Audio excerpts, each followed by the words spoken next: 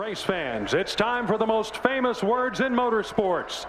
Here to give the command, please welcome retired Army Lieutenant Colonel and President of the USO North Carolina, John Falkenberry, Master Sergeant Spanky Gibson, Gene Gibson, and Mary Gibson.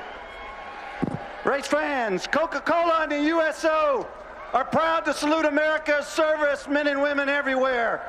To give the command, we have chosen a wounded warrior, Master Sergeant Spanky Gibson from the United States Marine Corps, who is joined by his parents, Mary, and retired Master Chief Petty Officer Gene Gibson.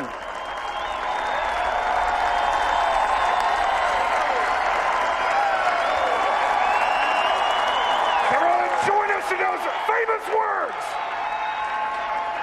Gentlemen, start your engines!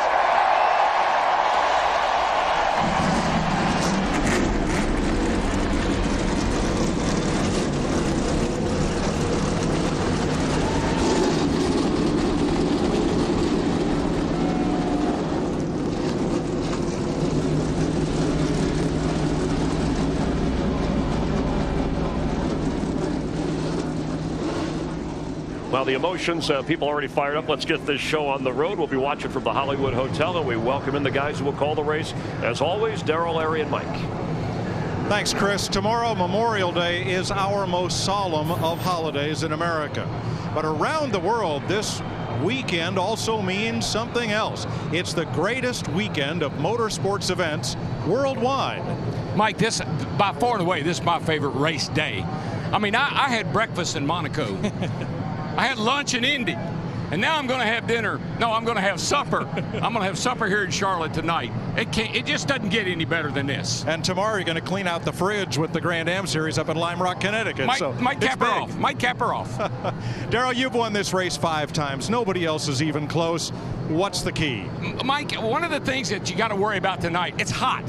Heat is a driver and a race car's worst enemy. We're sitting behind an 850 horsepower motor. That thing's like a big furnace, blowing heat right back on the driver. You'll get dehydrated, you'll get tired, and you've got to be your best at the end of this thing. So you got to think about that. How do I stay mentally sharp, physically fit for the end of this race and have something left? We start this race, Larry. It's nearly 90 degrees in full sunshine. We're going to end it late at night in the dark when it's cool. How do you keep your driver with the right tools to be able to win? Well, Mike, this is a race that a driver trains for and works out for the entire season. It is a tough race to win. Like Darrell said, it's hot. It's the longest race. The track's going to go through changes, and you're going to have to make a lot of changes. And oh, by the way, at the end of this race, because of it cooling down, not only are you going to have to be near the front, you're going to run the fastest laps of this 600-mile race. All right, stay tuned for Stock Car Racing's longest night, the Coca Cola 600 live on Fox.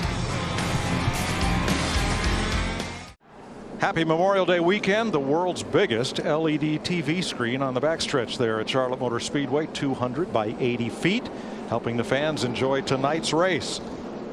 As the field rolls off, here's tonight's Coca Cola starting grid. Brad Keselowski's second career pole, AJ Allmendinger, second straight front row start.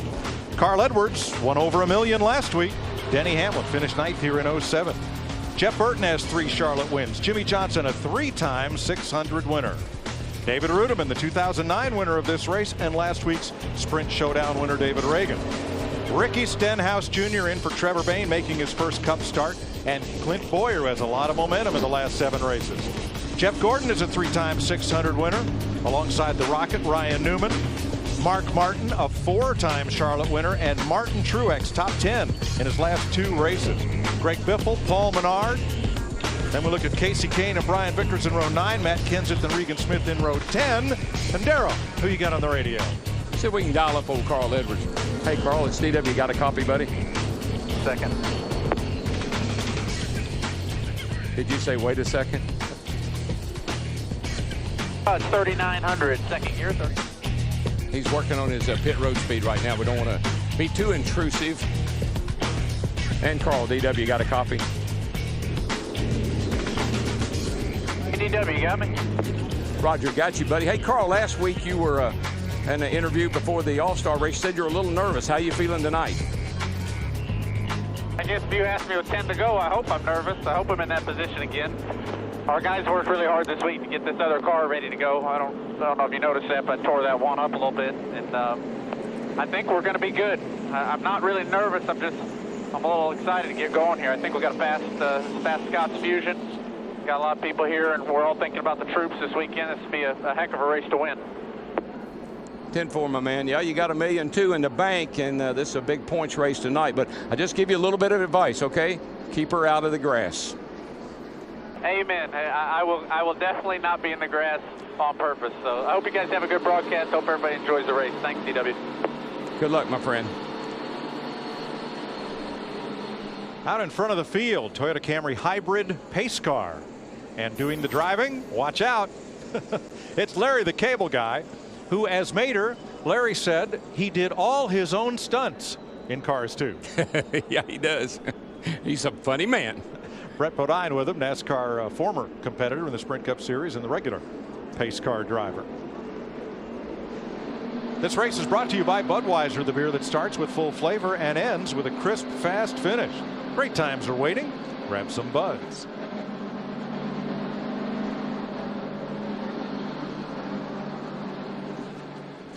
Get some late breaking stories from our NASCAR on Fox All-Star pit crew. Dick Berggren. Well, 29-year-old A.J. Allmendinger had a tough transition from Indy cars to stock cars. Not fast enough to qualify for more than half of the races in his freshman year here. He's got the fast part figured out. He'll start on the outside of the front row tonight. The goal, win one of these things for the first time. Run an error-free race. No mistakes in the pits, no mistakes by the driver. He drives for the Air Force. Matt Yoakum. Dick, in the past, Jimmy Johnson has been the money man when the sun's gone down. His prolific talent of reading the racetrack and keeping up with all the different transitions through the different weather changes throughout the night has provided a lot of success. In fact, he's tied as the all-time Charlotte win leader at 6 with those legends, Bobby Allison and Darrell Waltrip. But the big shake-up, the track repaving job. He says he's lost a little bit of his mojo, trying to get that back tonight. But the big key will be track position. He says that will make or break his winning chances tonight. Krista? At the end of final practice, one driver had a lift in his voice. Ironically, it was the driver who finished way back in 31st in that practice. But Jeff Gordon wasn't working on speed. He and his team were working on specific race situations for this event. He told his team, great job. We have a car that is ready to race. And then I think he cheered a little. Steve? Well, Krista, hometown hero Dale Earnhardt Jr. comes in here 4th in points. Now, ironically, he's never won a cup race at the Charlotte Motor Speedway. The team told me moments ago they got the car pretty good, unless they're fooling themselves. In practice yesterday, there are 80 ounces of Gatorade in that car for Dale Jr. to fight the heat. And for his part, Dale Earnhardt Jr. said this 600-mile race is more mental than physical. Thanks, folks. On pole, Brad Keselowski for Roger Penske in a Dodge. 13th Dodge pole at Charlotte. Keselowski's second. His first career pole came at Loudon, New Hampshire last September. 400 laps, 600 miles, 50 to 55 laps on Sunoco race fuel. 3 cars go to the rear for changes during the weekend. Pace car pulls in. On Memorial Day weekend, we're ready to race in Charlotte. Mike, this is for all our troops, past and present. Boogity, boogity, boogity! Let's go racing, boys!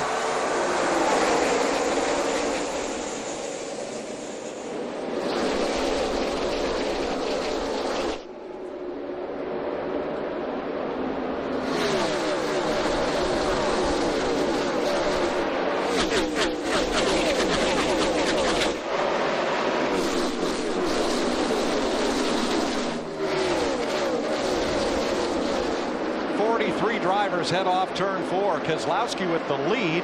Edwards from 3rd to 2nd on the break. Allmendinger slots in 3rd ahead of Jeff Burton. Side by side behind them for 5th. I just think so many drivers had no idea what their cars were going to be like in these opening laps. It's been a full day since they were on the track, heated up, plus the race yesterday on it since they were last practicing. Bruneman 5th, Denny Hamlin 6th, Jimmy Johnson, and then Stenhouse in the 21 in his first Cup start. Here comes Boyer on the bottom with Jeff Gordon in the 24. You know, Mike, Larry, one thing about this tire we have here tonight and this racetrack, it's got super grip. It's almost like super glue. That's great for the start of this race because that's when these cars are the hardest to drive. Low air, start of the race. Jeff Gordon passing David Reagan. Here comes Ryan Newman, who looks to the inside. And Stenhouse may have brushed the wall. I think he did, Mike. Got real high off turn 2 over there. It looked like the car pushed out with him. These cars are really resilient. They can take a little bit of a licking and they keep on ticking. Watch the 21. Quite a bit of damage, but these cars, that second hit may have done him in. From David Reagan, look to the right of your screen. 39's going to try and close it up. Oh, yeah. Pretty good. Daryl, you can see coming inside now.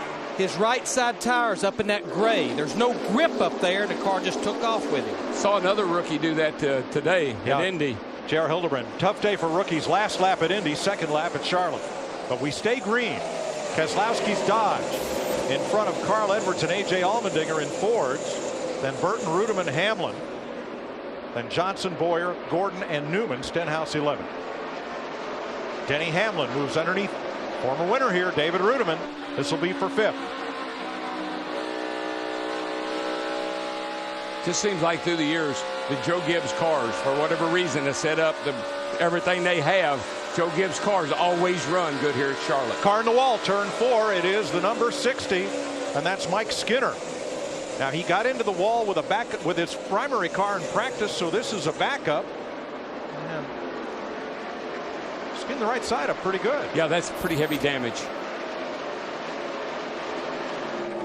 Let's take a look at this thing and make sure that we ain't going to tear a tire off of it. 10-4. Watch the red number 60 going way up high.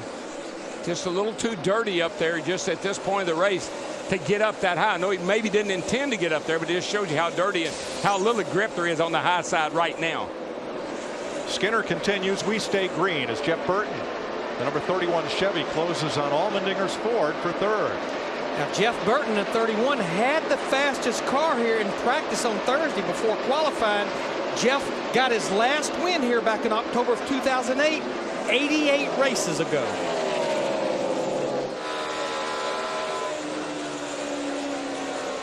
You come out of the shade into the sun there at turn 2. So under the sunshine, you got to get a grip. Yeah, well, turn 3, the sun is going to stay on turn 3 the longest. As the sun sets, it'll continue to shine down on turn 3. That's why we say that's a place to watch. The other place to watch, hard to get off turn 4 and not make a little contact with that wall early on. New leader, Carl Edwards, moves underneath Brad Keselowski and puts his Ford out front. And where he seems to be so strong is where he was so strong in the All-Star race that he won. Right through the middle of the corner, he can pick the throttle up, the car turns and drives off the corner with a lot of speed. And everybody says, well, the Ford seem to have a horsepower advantage. When your car will turn and you get back wide open, you can really make everybody else look like they're sitting still. Dick Berggren. Well, listening to Ricky Stenhouse radio, Mike, he hasn't talked about any major problems with the chassis after the incident with the wall. He just says it lands hard going into the corners. The front end is coming down hard on the racetrack. You see him racing with Paul Menard there in the 27 car. Paul is racing with about 20 stitches in his right foot where he stepped on a piece of steel on his porch this week. Plans on trying to go the whole distance, though. Stenhouse in the 21 car, Larry. Remember, he raced here yesterday. He was in the Saturday race, getting out of that car and getting into this car. Big transition. That could have been a factor in that problem there early. It's a lot to ask of a young driver who has not run in the Cup Series before to go 900 miles here in 2 days. Trevor Bayne is here. He shared a pre-race prayer with Stenhouse down in front of the car, and then Trevor tried to push Ricky out of the way and climb in. He will be back in the seat in the NNS Series at Chicago, and he will race his next Cup race at Michigan in June. Which was the next scheduled race for the Wood Brothers number 21 car. Just want to make a note on times. The fastest lap run so far by Carl Edwards, 29:40. Keselowski was at 29:34. Right now we're racing along at 30:22, 30:19 on those 2 leaders. Let's keep up with that. You'll see as the track cools, those temperatures, those times will probably get down in the low 28s before the night's over with.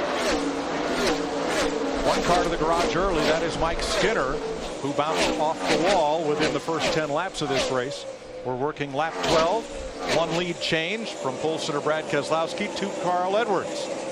And here's Clint Boyer going to work on David Reagan. This is 9th and 10th place.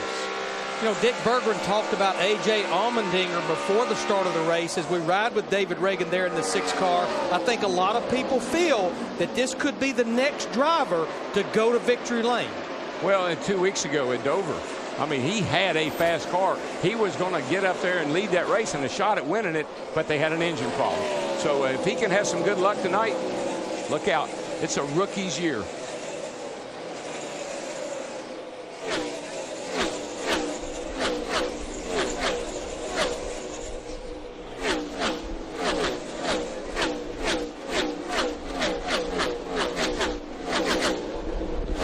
From 90-degree daylight to darkness, that's the way they'll race. The grandstand is shading turn 4. We go down to the south end of the speedway, past the Speedway Club and the condos. Sunshine full in turn number 2. And then past the big screen on the back straightaway, full sun all the way to the middle of turn number 4 is what they have to deal with here in the early going. In simple explanation, as this racing surface cools down, it's going to gain grip. It's no different when you walk outside on the asphalt out in front of your house in the middle of the day. It burns your feet. You walk on it at night, it's cooler. It doesn't hurt your feet as bad. One of the Roush Fenway Fords having issues early. That is Greg Biffle. Steve. And Mike, he says he's having electrical issues. They're going to change out their box on the first pit stop. Greg said, I'm not going to put up with this all night. Change the box. These systems, they have 2 ignition systems in it. So what he's talking about is he's going to go from ignition system 1 to ignition system 2. But Darrell, if he's having electrical issues, what's the first thing they're going to tell him to turn off? His air conditioner, and that's going to, he's already irritated. We're 16 laps into this race. He's already a little irritated. Now they're going to say, by the way, turn off that cool box. That'll save a little energy in the battery. That's right. These cars have air conditioning. There's a system that blows cool air into the driver's helmet. And on a 90-degree day with the cockpit temperature around 110, that is very useful. Carl Edwards, your leader, 17 laps in.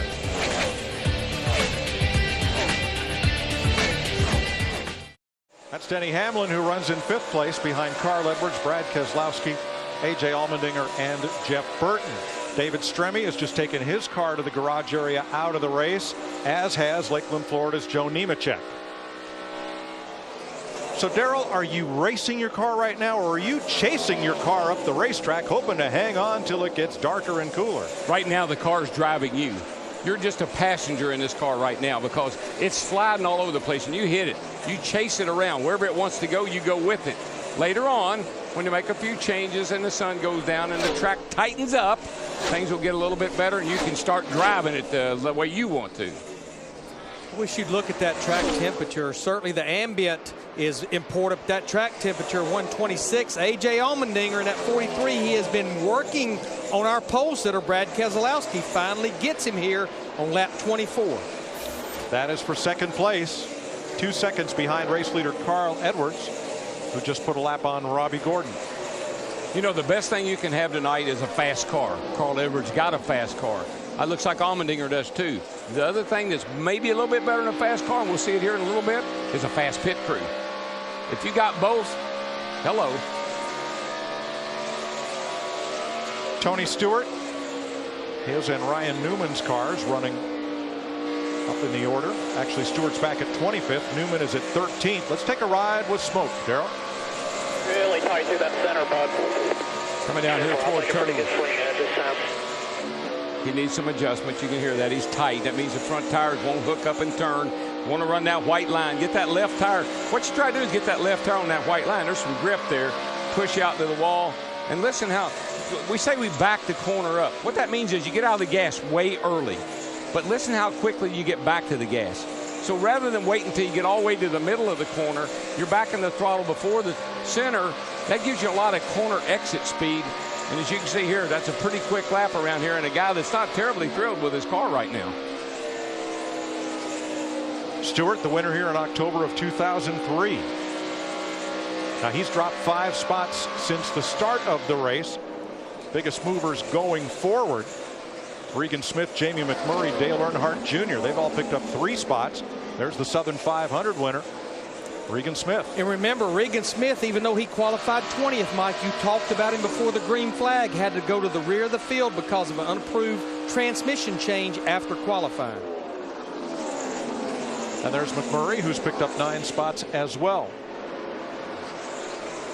This place was so good to Jamie McMurray last year as he won the race in the fall, finished second in the Coke 600. There is his teammate Juan Pablo Montoya, who is definitely searching the high line. But look at that thing accelerate. That's what you want. When you get that high line, you get such an acceleration out of the corner, a lot of momentum down the straightaway, and you can really make some good passes. It's a great way to pass people. Montoya has won the Grand Prix of Monaco. He's won the Indianapolis 500. He's won in NASCAR, but never the Coke 600. We'll see.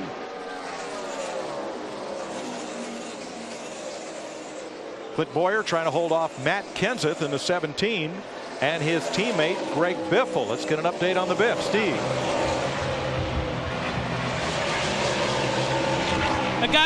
Guys, an update on Greg Biffle. It turns out it's not his ignition.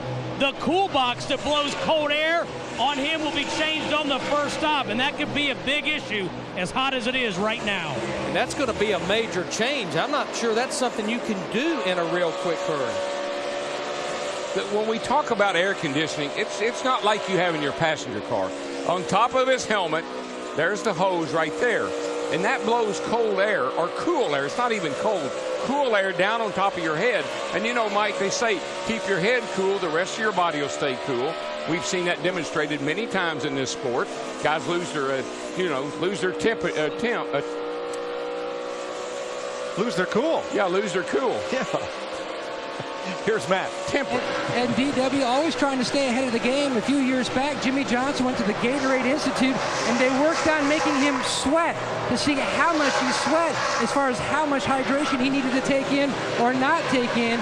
And he's also recently changed his workout program. More of an endurance program. He started working out with the pit crew guys, starting to work on the short burst, trying to get the total package. To go to victory lane, you got to have the total package nowadays in NASCAR. Yeah, well, you got to have endurance. It's a lot like an endurance runner. Like I always told people, we don't have to carry these cars. We just got to drive them all night, 4.5 hours. So you got to be able to endure through the heat and everything.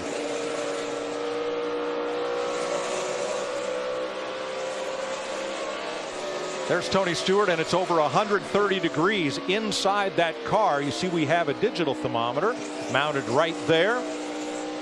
130 something. 34 looks like. Wow. 34. Got that big furnace blowing back on him.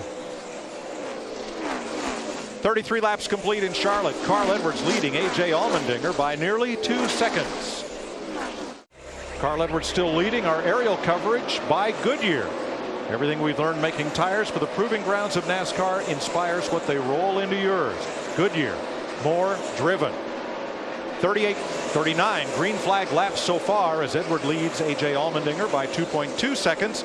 Then Brad Keselowski, Jeff Burton, and Denny Hamlin remain the top 5. Greg Biffle having cool box issues. Here's Jeff Hammond. Mike, what we're talking about here, as we take a look at Greg Biffle, who's the one who's having the problems, is here's what the air conditioning looks like. They take air in through this hose. It goes into the unit, helps to cool it down. As Darrell was talking about, here's the helmet with the hose that goes around the head. But, guys, here's something I think we don't need to overlook. This is the filtration system as part of this cool box unit. When the air comes through, they cool it, but they also put it through a carbon-type filtration system to get rid of the carbon monoxide that these cars put off. That alone could also, spell trouble as far as these drivers are concerned. Not only cooling, but fresher air to the driver. Thanks, Jeff. Here is an early or maybe unexpected pit stop for Jamie McMurray. And at third place, Brad Keselowski gives way to Jeff Burton. Burton moving up to third. Krista. Well, you mentioned Jamie McMurray. They do not have the strength they had at this track in the fall. In fact, crew chief Kevin Bonomanian told me, not sure how we can go from being so bad with a setup that was so good. They have taken an early stop here, coming in for their 4 tires. They knew track position would be key, but they said right now it's just not very good. Marcus Ambrose is on pit road. This would be a little early, would it, Steve? Mike, it's close to their window. Marcus Ambrose saying his car is loose in, tight in the center, and loose off. Krista. Kevin Harvick right now furious. He said as bad as it was in practice, well, it's terrible now. You would think we would have it figured out in 4 hours practice, Matt. And the 00, their team going to make some significant changes. He says the car just way too tight, losing way too much time down in 1 and 2. Dick. And the 56 car, Truex, is in for his pit stop. Didn't qualify as well as they'd like to. They're going to have to make some adjustments. Allmendinger's in. So is Matt Kenseth and Greg Biffle. Dick. And here comes the 43, Allmendinger. He had qualified in the second position. He pits out of the second position. Steve. And a plan is in place for Greg Biffle. The team is making sure that the right team members are in the pit box so that they can go over the wall and replace that box. Krista. Kyle Busch saying his race car is a little bit loose in early on. Coming in for his change, a slight adjustment. You see the wrench going in the back, a slight wedge adjustment for Kyle Busch. Labonte, Smith, and Menard are in. So is Reagan, Blaney, Boyer. Matt. And David Reagan, Mike, was backing up his entry into the corner to try to help that 6 car through the center. It was a little too tight. The car was loose off. They made a track car adjustment. He's away. Meanwhile, the Army guys going to work. Newman's biggest complaint, the car was too free on exit. A couple different adjustments. You can see him cranking on the wedge wrench, and he's away. Kurt Busch, Logano, Montoya on pit road as well. Dale Earnhardt Jr., who had picked up 11 spots since the drop of the green flag, is in. So is Jimmy Johnson and Jeff Gordon. Casey Mears is done with his service. Here comes Mark Martin. If you wonder why the 16 is in, he's had a entering and exiting of pits. And Carl Edwards, the leader for most of these 45 green flag laps, comes down pit road to the attention of his crew. Steve? And Mike, to DW's point, the team, Bob Osborne and the spotter, Jason Hedleski, telling Carl to be very careful coming down pit road. No adjustments to the 99. Dick. Denny Hamlin pits at this moment. He started in the 4th position, has run very well all day. Hamlin has never won a race here. Jeff Burton, the new leader, and Tony Stewart's in. Matt? The surprise for Stewart, Mike, the car much tighter than they had expected. Air pressure change on the 14. Krista. Drive up off has been the issue for Brad Keselowski. He said he's getting beat in the center as well. Burton is in along with Landon Castle. And that should hand the lead back to Carl Edwards. Dick. And Jeff Burton heading to pit road as well in car number 31. He said he's got a fast car, but they have to work on the entry. That's the only place they're not quick enough for Burton's car. It looks like when it cycles all the way back through, possibly our leader looks like it's going to be A.J. Allmendinger in that 43 car there. You can see Carl Edwards in the 99, just about 4 or 5 car lengths behind him. Marking at about half a second with Casey Mears in between, 1 lap down. Brad Keselowski goes underneath Jimmy Johnson, 6th place. 2 cars looking pretty good tonight. Card up there in the front, hanging on. Not looking too bad for Roger Penske. The Dinger, ex-road racer, A.J. Allmendinger out in front of the Coca Cola 600 on Fox. 54 laps complete here in Charlotte. There is A.J. Allmendinger, Christopher's cousin, with the lead. Carl Edwards just passed him to take the lead back. Now, prior to pit stops, Edwards 99 had a 2.2 second lead over Allmendinger. The pit stops were nearly identical, but Allmendinger stopped 3 laps before Edwards, so had the advantage of fresh tires for those 3 laps and opened up a half-second margin.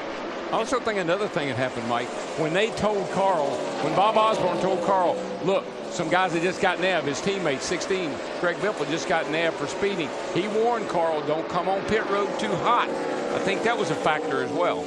Yeah, there's certainly an advantage to short pitting is you get the advantage of those fresh tires. But if you can look right there, almost everything is the same.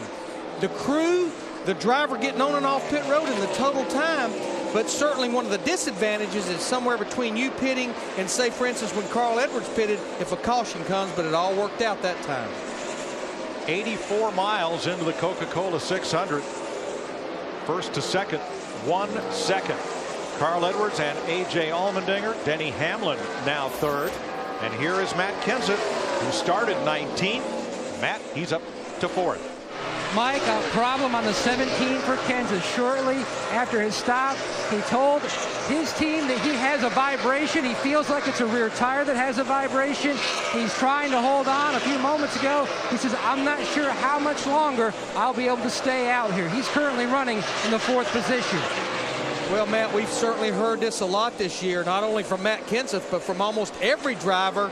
It comes just from very quick pit stops, not getting these lug nuts tight. One of the things that you got to be careful of, if a wheel's loose, it'll mess up the studs, the lug studs, and you won't be able to get the tire tight next time in. So got to really be careful with that. Ford's running first, second, and fourth. Here's tonight's Ford F-150 EcoBoost track facts. This track opened with a 1960 Coca Cola 600. $107,000 was the first. First in NASCAR history was 6 figures. 60 cars started, the largest starting field in all 105 Charlotte Sprint Cup races. And there, the world's largest HD monitor here at Charlotte Motor Speedway, and there are some of the figures. And boy, it is bright and it is spectacular. 59 green flag laps so far, and Carl Edwards starting the night off much where he finished it last Saturday night in the Sprint All-Star race, where he pocketed $1.2 million. I know what I mean. I think I know what Carl is thinking as he drives this race car. I got these guys covered. I got the fastest car out here. I think he's really driving cautiously.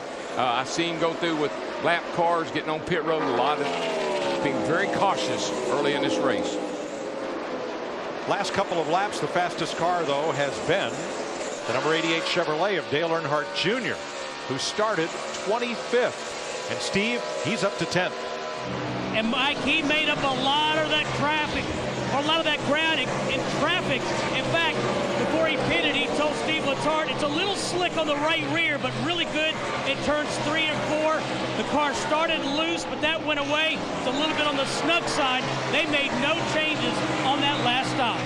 Quite honestly, he didn't get advantage of fresh tires earlier than some other drivers. He didn't pit to lap 45, which is toward the end of those green flag pit stops. His teammate Jeff Gordon right behind him in 11th, 12.7 seconds off the lead. And right behind Gordon, Kyle Busch, 13 seconds off the lead with his Toyota. Krista? They made an adjustment, Mike, because they were a little bit loose in. It was a wedge adjustment. Kyle came on the radio and said for the first 2 laps of this run since the stop, the car was good. But now it's bottoming out and getting worse on that loose condition. Thanks, Krista. Behind Busch, 13th is Paul Menard in the number 27. And Menard has a concern about his sneakers. Not the one with the foot that has the 20 stitches, the 4 of them that are underneath his Chevrolet. Center off of 4 is really good. Struggle a little bit with the tight landing and a little bit free off 2. Should get better when the sun goes down.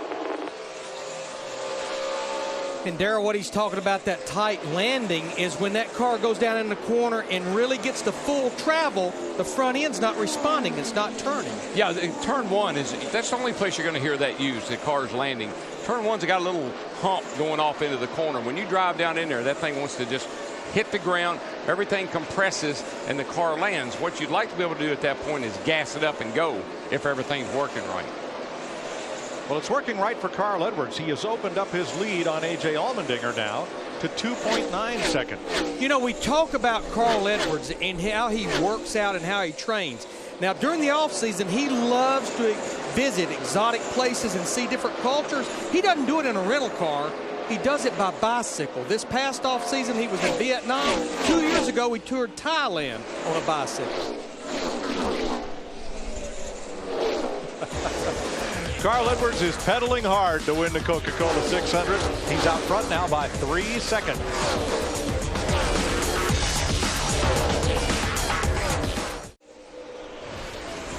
With Carl Edwards still leading, let's take a look inside what's happening now in the NASCAR Sprint Cup Series, brought to you by Sprint and HTC Evo 4G. On lap 2, Jeff Burton set the fastest lap of the race so far.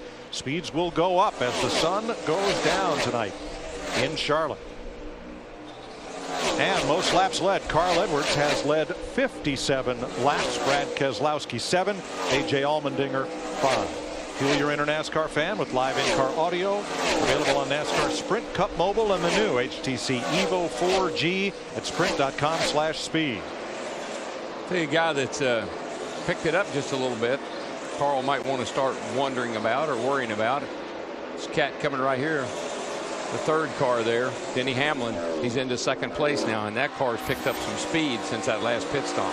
Yeah, Darrell, as I walked through the garage area this morning, other than pointing fingers at the Roush Fenway Ford drivers, this was a driver that everyone felt like had a lot of speed.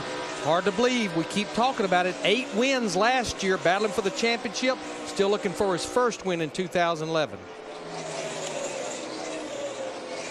Moving past Ricky Stenhouse in relief of Trevor Bayne. Bayne will be back in June and is standing atop the Wood Brothers pit box today watching the race.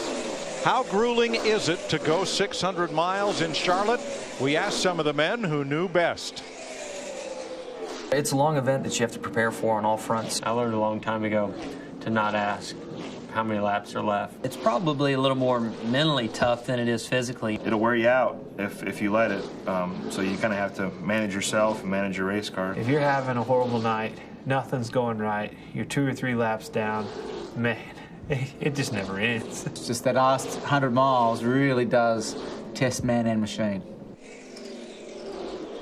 74 laps complete, just over 100 miles, and we're under caution for the first time today. Debris down in turn number 1. And this will really be the first opportunities for these drivers to get to pit road and maybe make some major adjustments, including, as Steve was talking about, Greg Biffle, get that air conditioning unit changed out. Well, that erases Carl Edwards' 4-second lead. What will they do on pit stop, Steve? Well, Mike, they're talking about it right now. Bob Osborne and Carl Edwards are. Carl's saying the car's not good on the short run, but it's getting better. Don't know what they're going to do yet, but they're definitely coming, Dick Berger. A.J. Allmendinger's car has dropped back to the 3rd position. His lap times are down. Denny Hamlin is calling for minor changes. When he pits, he's got a good race car, fast race car. Say that was a big break for Matt Kenseth in that 17 as well, talking about that vibration. But honestly, we were about 10 to 12 laps away from what would be green flag stops again. It's also a big break for Joey Logano. Logano was the first car 1 lap down, so his Toyota will get the free pass and be back on the lead lap when we restart. Yeah, he beat Biffle out of that free pass.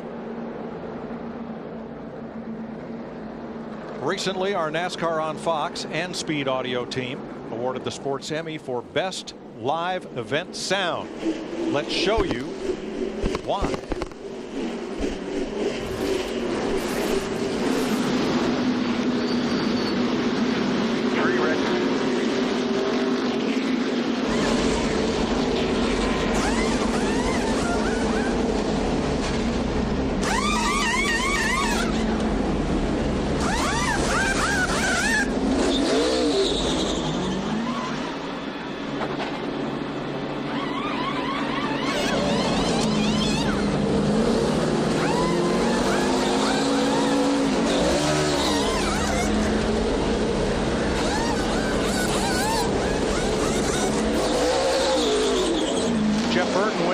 Off pit road. Carl Edwards, Denny Hamlin, Matt Kenseth, Jimmy Johnson, the first 5. Ooh, Larry. What about that strategy on the 31? Well, if you're going to try it, now's the time to try it. We saw it work the other night. We're under caution for the first time today. This is the Coca Cola 600. You're watching NASCAR on Fox.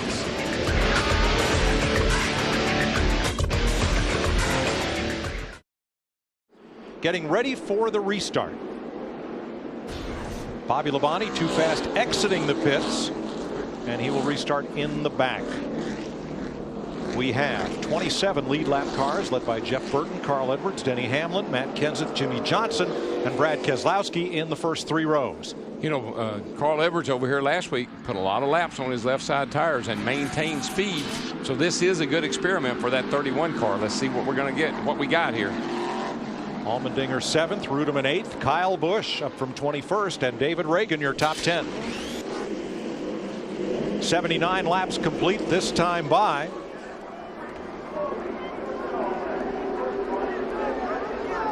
Green flag.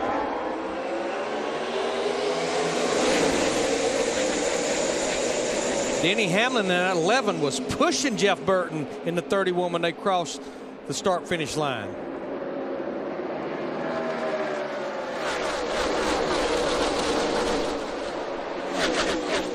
Darrell, it just looks like the inside line prevails on these restarts, because there you see Denny Hamlin, who restarted third.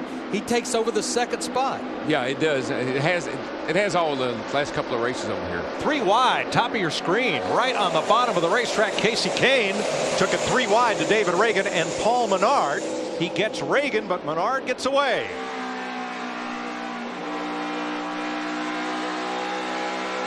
Off turn 2 for the lead. Here comes Hamlin. Well, we saw Hamlin closing down on Carl there before that caution came out. Hamlin definitely has a car to be a contender tonight. Well, we know he has a fast car, but he also has 4 fresh tires versus Jeff Burton on those 2 right side fresh tires only. Brad Keselowski outside of Allmendinger, 6th place. Boy. Carl Edwards just went off in turn 1 there, Larry, and the car took off. That opened the door for Jimmy Johnson to drive under him. Carl's car looks a little iffy on this set of tires. It appears Carl Edwards may have the long run car, but not good after a restart, as now he's under fire from Matt Kenseth, his teammate. Yeah, we heard, you know, he told Bob Osborne, he said, I like my car on the long run, but it's a little edgy on the short run. Here comes Johnson. He wants 2nd place from Jeff Burton, and is going to get it down the back straightaway. Actually, I think Burton really just gave that to him. You know, they got down there to the corner. It looked like Burton lifted out a little early and let Jimmy get down in there without forcing the issue. Robbie Gordon has taken his Panther pink painted Dodge to the garage. Hamlin out in front by almost a second. Let's see if Johnson can run him down from 0.8 of a second back. 3rd place side by side. Here comes Kenseth now. Matt Kenseth, winner at Dover, and Carl Edwards coming on 2-tire Burton. Yeah, I just think at this time the track's still pretty hot. I think you need 4 tires right now. You might be able to pull that off later on, but not at this point in the race. Greg Biffle soldiering on in 29th, 29th spot for Biffle. Kind of well deep in the field. Here's what he had to say. And you want some ice or a water or anything? Yeah, something. Burning hot air blowing in your face. All right, in the side of your head. Gotcha. Got a bag of ice and water coming at you. Bag of ice and water on a pole. And on the last pit stop, they wanted to switch out the cool box. There it is to the left of your screen. They had to take it out of the backup car. It wasn't down here in time. They gave him a new hose that comes out of the helmet, hoping that might be the problem. There you see David Stremme. He went out of the race early in standby just in case Greg Biffle gets too overheated. How hot is it in Charlotte? Carl Edwards told me last night that in yesterday's race, every time he went down the back straightaway, he lifted his feet up off the floorboard to get some relief from the heat. Well, just remember, not that many laps ago, we saw inside of Tony Stewart's car, it was 130-something degrees. That would be equivalent to being in your car in the summer with the heat on and the windows rolled up. You don't really think those cool boxes are doing much until they go out. You don't have it. Denny Hamlin, your leader. Jimmy Johnson is there. Larry, remember those 2 tires we were talking about? I think that our friend Mr. Burton is paying the price. Watch this. Tries to get down in front of Brad Keselowski here in the car. You can see it wiggle. It goes across that bump. That's that cause and effect. The bump caused it to start running up the racetrack. And Burton, who restarted first, has slid to 9th. While he's been sliding backwards 5 times, Jimmy Johnson in that 48, he has been coming to the front, reeling in our leader, Denny Hamlin, in the 11. And I love that paint job they run on Memorial Day on that 48 car. They've done a lot here today with the USO and part of the servicemen's salute. And a big day for Lowe's here in Charlotte. Johnson is a 6-time Charlotte winner, tying him on the all-time list with DW and Bobby Allison. Yeah, and you know, people kept saying, well, even the team has said we're off on our mile-and-a-half program. But I watched them over here last Saturday night, and Jimmy Johnson and Jeff Gordon both had good race cars. They didn't get good finishes, but they both got out of the car and said, I like my car. Yeah, they were very encouraged by their performance, even though the box score didn't reflect it. Toyota, Chevy, Ford, the first 3 with Matt Kenseth trying to close on Denny Hamlin and Jimmy Johnson. Jimmy Johnson in this 48 with winning 5 consecutive Sprint Cup Series championships. What a mark he has made on sports. Just recently, he was named by Forbes the most influential athlete in 2011. Let's check up on your vote for the Pizza Hut fan favorite this week. Jeff Gordon running in 10th place. Started 11th. He's 5.8 seconds off the lead. Uh-oh, here's another big-time fan favorite. Up to 5th, Dale Earnhardt Jr. started 25th. Allmendinger comes fighting back. Chevy versus Ford. Now, you saw Junior's car. He got down on the bottom right there. The car wiggled a little bit. That opened the door up for Allmendinger to make that run off of turn 2 there. But I believe Dale Jr. is a little better around the bottom. He should get position here. Allmendinger trying to win his first Cup race, and Dale Jr. trying to win his first in a long, long time. You know, Darrell, we were talking about Jimmy Johnson being happy with his car in the All-Star race the other night. Hendrick Motorsports didn't have a single driver finish in the top 10. Right now here, as we approach lap 100 mark, 3 drivers in the top 10. Did their homework. Like they came back over here loaded for bear. There's the running order for Rick Hendrick's teams as Jamie Mack tries to take a spot away from Jeff Gordon. This will be huge for Jamie McMurray in that 1 because they have struggled all weekend long. They struggled last week, started back in the 35th position. Now he's up here battling to get inside the top 10. Last year's winner of the Daytona 500, the Brickyard 400, and the October race here in Charlotte. Denny Hamlin, Jimmy Johnson out in front of Matt Kenseth, Carl Edwards, and Dale Jr. 94 laps complete.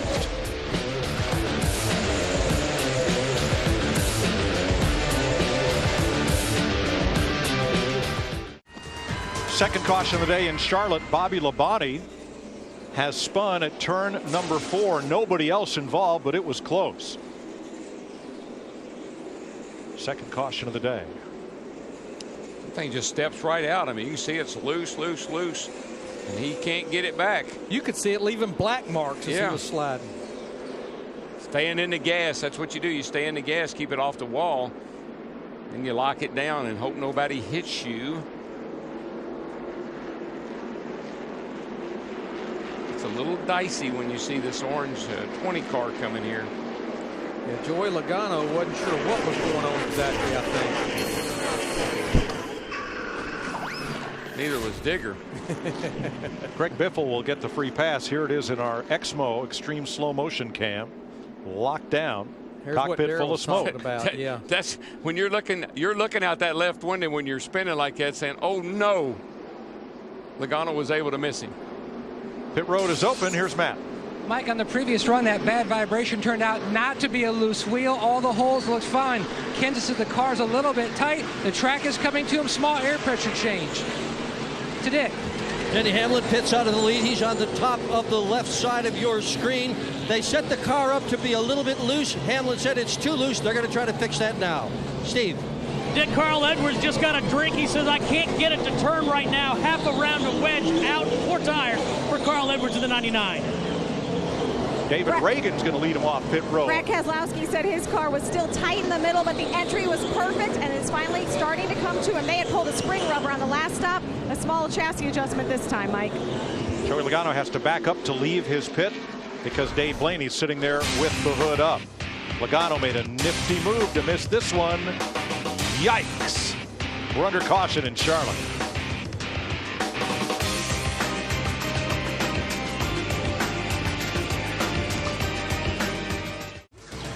Denny Denny Hamlin trying to win his first race of the year. Carl Edwards has led the most laps here in Charlotte, 101 through and under caution. And time for an AT&T race break about an hour before the sun goes down. And this is what the drivers, Jeff Hammond and Chris Myers, looking out, are going through. First, they look into the sun, and then in the car, they're cooling from the neck up, but 140 degrees. Now, Jeff, it looks like some of the drivers here are trying to drink. That's Jimmy Johnson. No. They're not taking a drink, Chris. They're just trying to cool that body down. We're talking about inside these race cars, the cool hat's working like it's supposed to. This is Kyle Busch putting water down his uniform, trying to cool his body down during this caution period. And we've heard Darrell, Larry, and Mike talk about how the track cools down. The drivers will obviously cool down as well. Yeah, they'll get a little bit better as we get into darkness. So you're just taking a look right now, right along with David Reagan.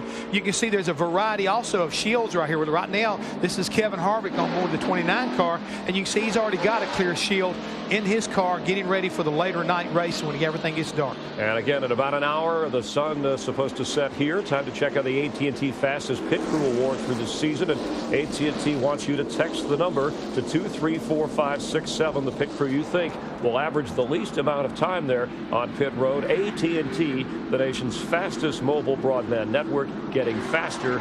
Mike with 4G. Thanks, Chris. Getting ready to restart at 103 laps. The air temperature down to about 87. Track temps 120. A light breeze.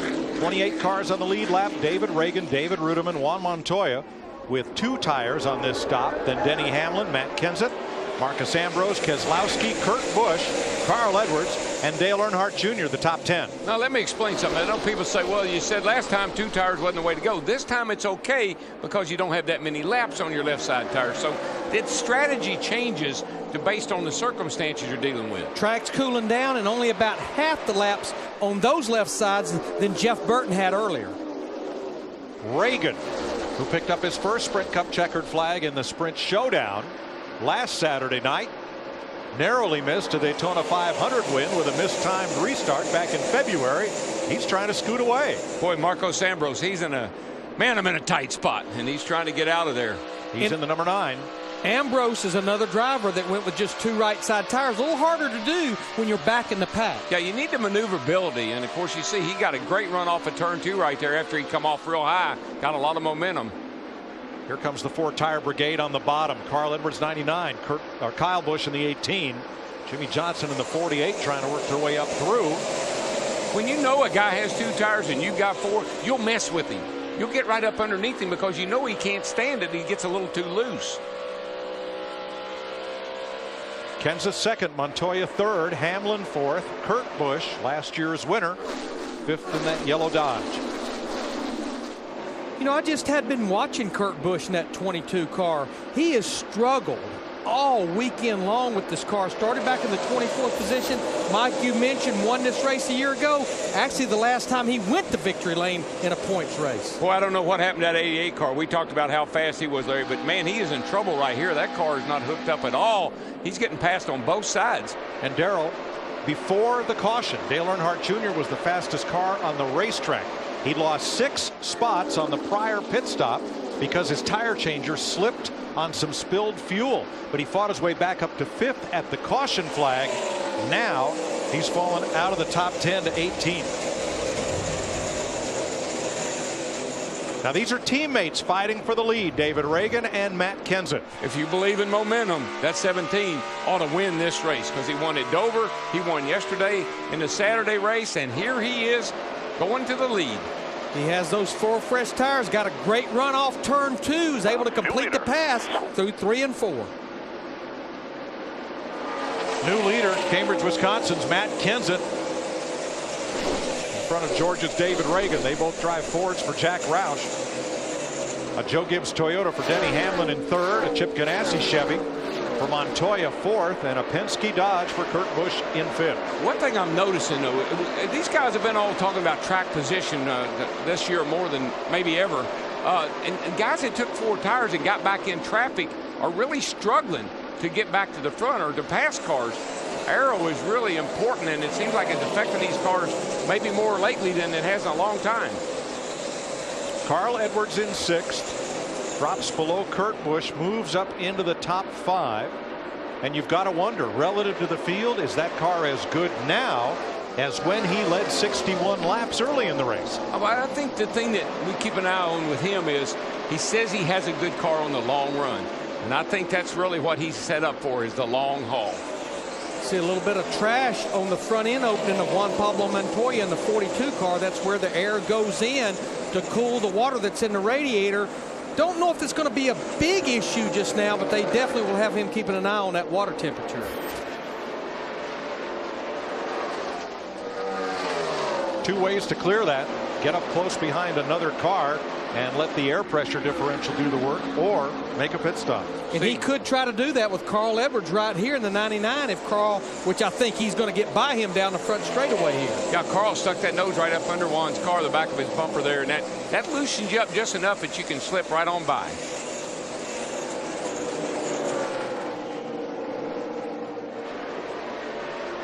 We're talking about Dale Jr. and how he has now backslid out of the top 15. What's up, Steve? Mike, he just told Steve Letarte that he got loose on the restart. Steve Letarte being the cheerleader. Don't worry, man. Long way to go. Just get your rhythm back. Well, that's what you want to hear. And of course, no question about it, there's a long way to go. That car was too good to mess it up on a pit stop, I think. How about his teammate, Jimmy Johnson, running now in 13th, Matt? Mike, he worked several laps trying to get around the one car. McMurray finally did, and now he's starting to yard away. He says the track is starting to change. They're being patient on what adjustments to make to the race car due to this time period that we're in. We're in that transitional time period where a lot of shade on this racetrack. This is the car good in and good off. But I also watched Jimmy Johnson in that 48 about a lap and a half after the restart a few laps ago get real sideways off turn 2, lost a number of spots. Now he's working his way back up through there. I think that's when you take the crew chief will lower the air pressure down a little bit more than you were comfortable with or was familiar with, and that really changes the way the car feels, particularly when you're trying to pass somebody when those tires pressures haven't come up. Second place here, David Reagan, Denny Hamlin. They've fallen about 1.7 seconds back of race leader Matt Kenseth. Marcus Ambrose trying to win his first NASCAR race, the Tasmanian, and here comes Kyle.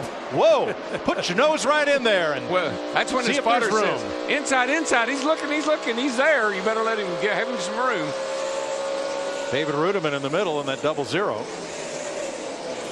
You know, about 4 or 5 years ago, Kyle Busch in the 18, he would have never lifted right there. He'd have just kept digging. Kyle goes to make the pass, and right behind him is Brad Keselowski, who started this race, on the pole. Krista. Yeah, Mike, they have drifted back to 10th. They were a little too tight initial throttle on that last run, so they may have gone too far, they think, on the track bar adjustment. But, you know, Brad Keselowski so excited to be running up front. He said this week, running 40th in Cup, which he was doing earlier this year, he said, I'd rather work at McDonald's than run 40th in Cup. I think that's one reason why we talked about the 22 running better. It's because his teammate is running better. I think they're getting good information between the two drivers. Second has changed hands. Denny Hamlin up to second, Reagan the third. And on the right of your screen, 8th place, Rudiman and Kyle Busch goes by. Here comes Brad to the bottom in the deuce. Well, I think David Rudiman in the 0-0 on the right, David Reagan in the 6 on the left there. They're falling victim to just changing those right side tires. Carl Edwards led over 60 laps. Here's his teammate Matt Kenseth out in front now.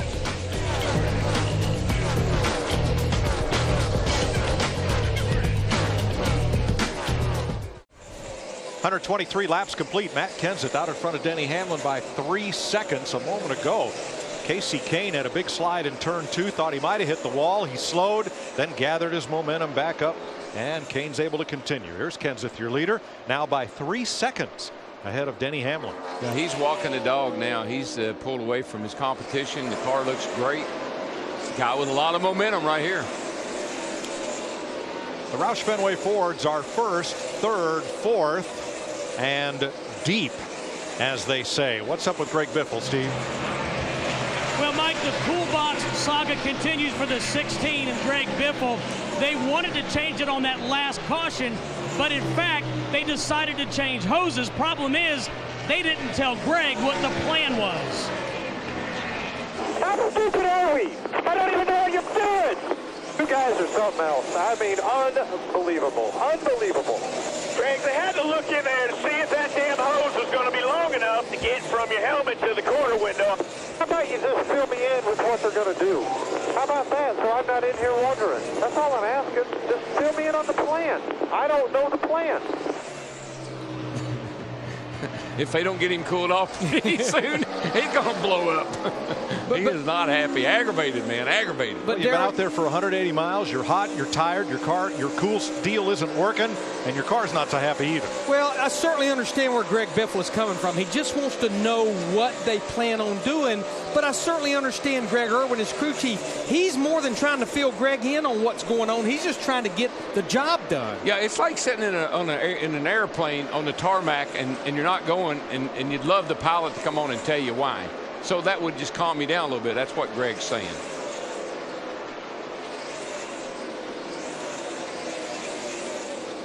So Biffle right now is 20th. He's 15 seconds back of the lead. Marcus Ambrose, Kurt Busch, 5th place. Busch got loose off of 4. Ambrose had a big run. Now here's Busch coming back.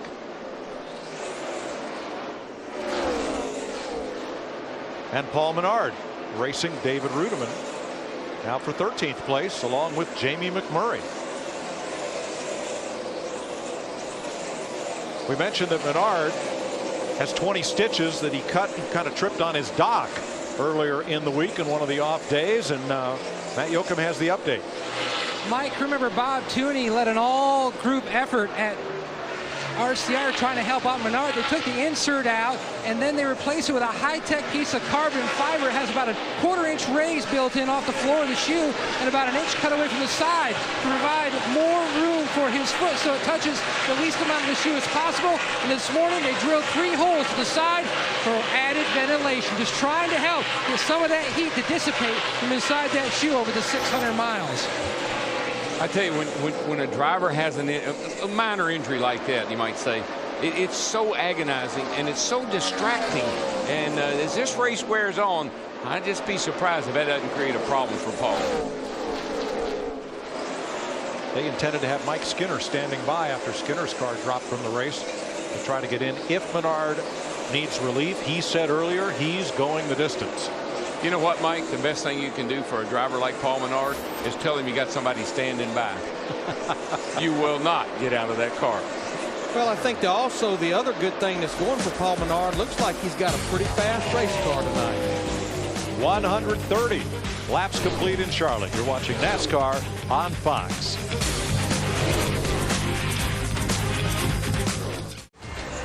.136 laps. Let's take an inside look at what's happening now in the NASCAR Sprint Cup Series from Sprint and HTC Evo 4G. Carl Edwards has led 61 laps. Matt Kenseth, the current leader, has led 29. Biggest mover. Monaco and Indy 500 winner Juan Pablo Montoya has picked up 21 spots to 8th. Started 29th. Fuel your inner NASCAR fan with live in-car audio on NASCAR Sprint Cup Mobile and the new HTC Evo 4G. Go to sprint.com/speed as the battle for second heats up between Hamlin and Edwards. Yeah, we're getting into that part of a run where Carl Edwards in that 99 really comes to life, and he is really working the rear bumper of that 11 car of Denny Hamlin over down the front stretch. Yeah, most likely Denny, as you saw there, will let Carl go. He's a little quicker. No need in holding him up right now. 4 Fords in the top 5. Hamlin's Toyota, the only one that's not a blue oval. Kenseth, Edwards, Reagan, Ambrose. And you saw Carl just give a little courtesy wave to Hamlin as Hamlin let him go by. Still a lot of sunlight on what began as a near 90-degree day. You see up in turn number 3, there's a lot of sun all the way turn 3 down the backstretch and into turn 2. Sunset about 8:30 p.m. tonight. The 3rd place car may have an issue, Dick. Denny Hamlin just hit his radio and told the crew that he's got engine problems. He said it's dying.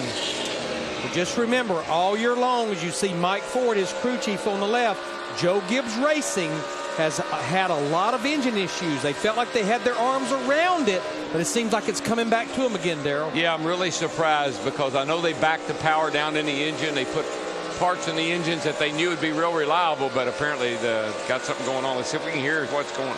Listen to this thing.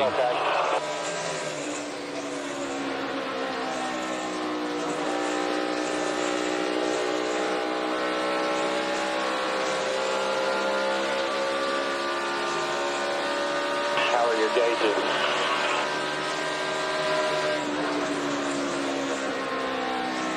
You can see the RPM there looks down a little bit for as cool as the track is getting. Yeah, it sounds a little bit flat. The driver usually goes off how it sounds. Sound has changed. The pitch of the engine has changed. May not be an engine issue, maybe a header or maybe even tailpipe issue. Hamlin was a quarter second slower than race leader Matt Kenseth the last lap by. And it's kind of funny.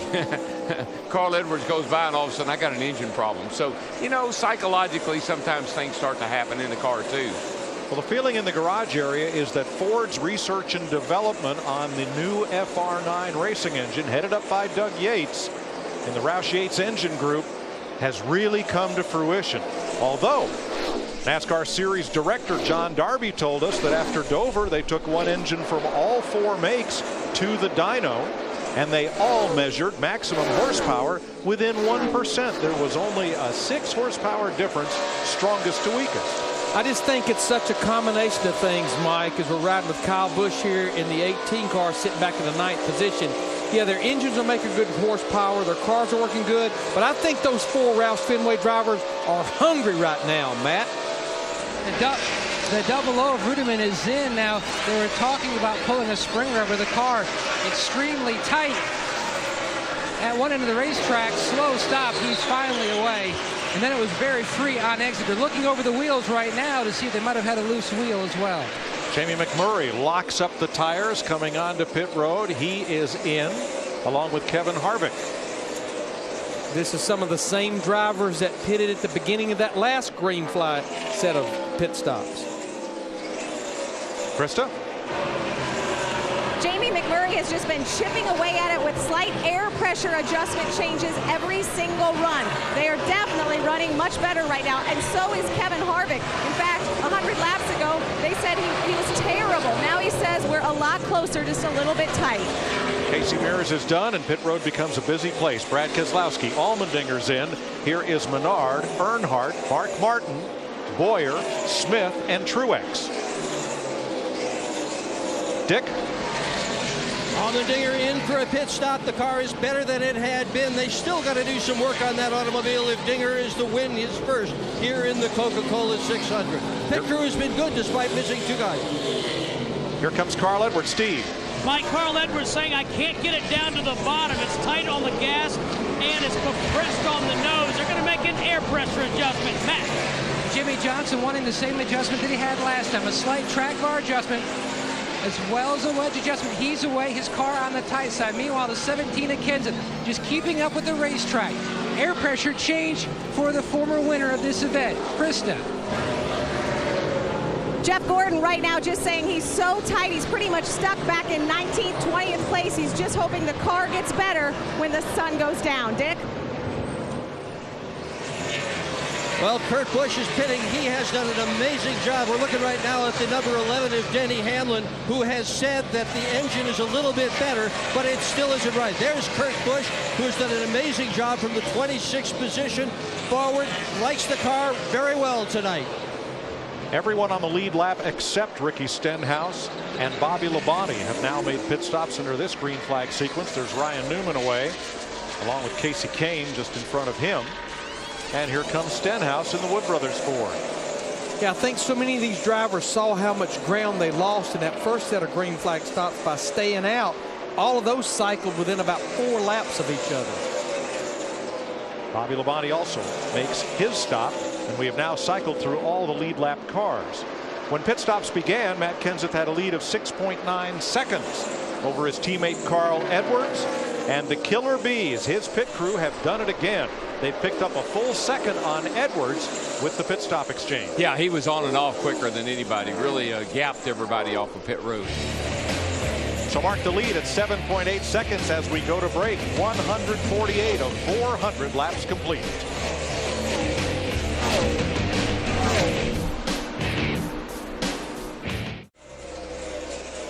.230 of 600 miles complete in Charlotte. Aerial coverage by Goodyear. Everything we've learned making tires for the proving grounds of NASCAR inspires what they roll into yours. Goodyear, more driven. And nobody more driven right now than Matt Kenseth. He is out in front of the field in his number 17 Ford by 7 seconds over his teammate Carl Edwards. Track's picked up about a half a second since the race started. So again, the temps are going down, the speeds are coming up. There's the gap to second place. There's Carl Edwards. Excuse me, that is not. That is Travis Kvapil. Here is Carl. Kvapil a couple laps down.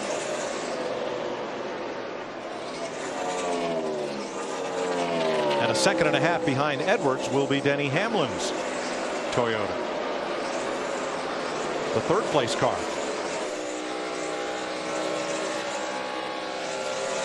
Now Marcus Ambrose running fourth, Steve, just ran his fastest lap of the race at lap 151 5 laps ago. Mike, he really likes his race car. He says the car seems to like the lower groove on both ends. He described his car as very smooth. They made just slight air pressure adjustments to keep up with the racetrack on that stop. Quite honestly, Ambrose's team, I think, made a great call by going those right tires on the second caution. Got in that track position, and it kind of paid off. Ambrose and David Reagan here in the number 6 and 5th place. The leaders of the Win One Soon club in NASCAR. 2 of the 4 drivers in the top 25 in points who have yet to reach victory lane in a points-paying race.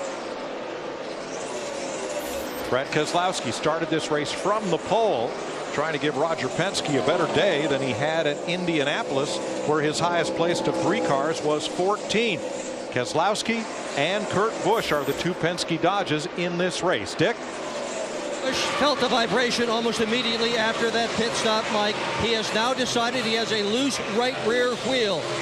Crew has asked him if he's sure it's the right rear, and they're going to change just 2 tires, hoping that's the side of the car that the problem's on. Boy, and I mean, this guy was having a great run, and I mean, all of a sudden it goes bad. Now he should lose 1 lap with this stop, given the speed limit on pit road and the work to be done. Here comes Matt Kenseth. He's at the line right now. Kurt just pulled into his pit box. They're going to the right sides. So Kurt will lose a lap, and right now we have 6 other cars that are a lap down. And this is such a shame for Kurt Busch, because this is absolutely the best run we have seen him have in weeks. And you know, they had some mistakes on this 22 team last week on pit road during the All-Star race. And here comes Matt again right here. He's going to be at the line right there. And Kurt is just getting up to speed down in the middle of turns 1 and 2. So he lost a lap and almost a second one. And there's the race leader, Kenseth, in the back straightaway. Well, when you got a car running like Matt Kenseth is, and you have any kind of issue where you go down in a hurry. The Roush team has concentrated on and dominated on 1.5 mile racetracks.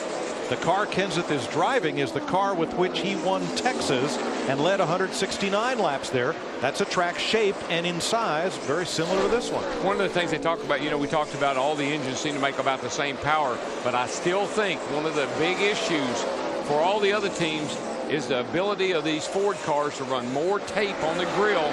It gives their car a handling advantage because they can create more front down force. I think that's why these cars, the Fords, cut through the middle of the corner the way they do. They got more front down force on them. Problem confirmed on Kurt Busch. Left rear wheel was loose on Busch, and that's put him now almost 2 laps down. Kenseth leading by 6 seconds. Jeff Hammond. Yeah, Mike, I've been watching the Casey Kane as well as Mark Martin. They have both been picking up the pace, guys. You've talked about the cooling down of the racetrack. They're starting to finally find their speeds in these race cars. Both these guys have won the 600 in the past, and they're starting to come to them finally. And they're starting to pull back into this race a little bit of time, trying to stay on the lead lap. Yeah, Jeff, I know with Mark, he's running about the same line he's been running since the race started. But Casey Kane, he's been rib riding, but all of a sudden he's got the bottom. He's found the bottom, and it's helped his lap times dramatically. Yeah, I heard a couple of drivers say earlier in the week that the Coke 600 is like two races. The first half is survival. The second half is about working your way to the front. 250 of 600 miles completed. Matt Kenseth trying to hold on to his lead in Charlotte. The sun goes down.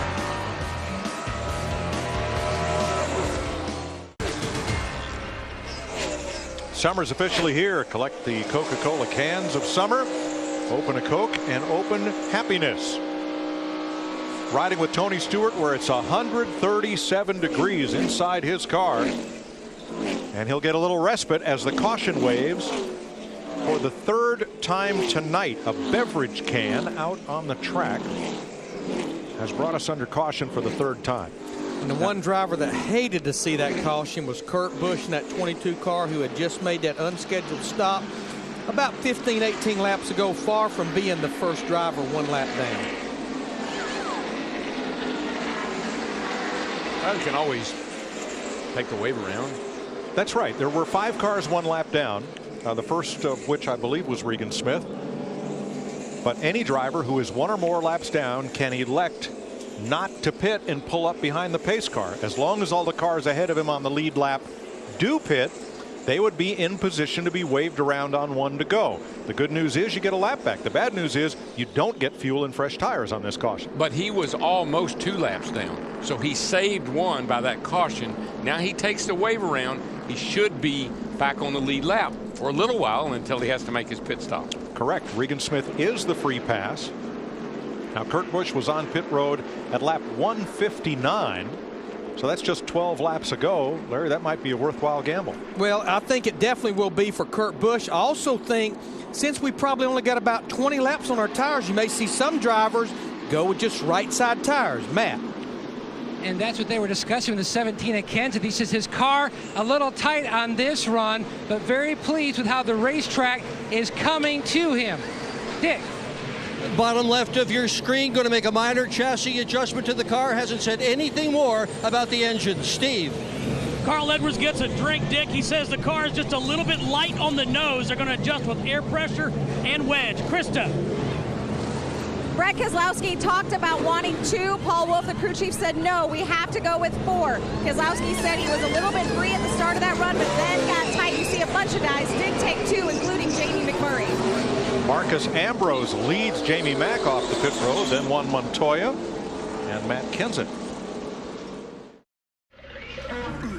255 miles in a 600-mile marathon, NASCAR's longest race, and glad you're with us this Memorial Day weekend. And time for an AT&T race break. We've had 8 leaders, 3 different lead changes.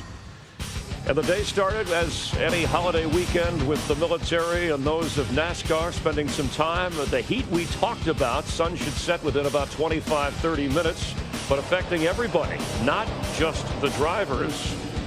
And Carl Edwards getting past the pole sitter Brad Keselowski. He led 80 of the first 100 miles without a caution. Then Jeff Hammond, 2 cautions slowing the pace in the next 100 miles. A nice move by Joey Logano. Yeah, that was a great move right there by Joey Logano to keep from getting into Bobby Labonte and to be able to continue on his way. It's been a year of first-time winners, and we've had Regan Smith, Trevor Bayne, Marcus Ambrose hoping to do that for his first Sprint Cup career victory. Long way to go. He leads Jamie McMurray out of Joplin, Missouri, who started 35th. He won the fall race here, looking for his first win of the year. There's another story here as tornadoes leveled the neighborhood he grew up in, his family in North Carolina, but he says he'll do all he can to rebuild as he heads back towards Kansas next weekend, Missouri. Right now, hoping to do well in this race, currently running second. Currently running second, yes. Jamie's got a very big heart, and he's trying to rally a lot of people to try to help those folks out down there in his hometown. But as you see up on that front row, you see a lot of guys that are looking to try to break into victory lane for the first time this season. So you look and watch Marcos Ambrose on this restart. He's one of those Fords that have been strong all night long.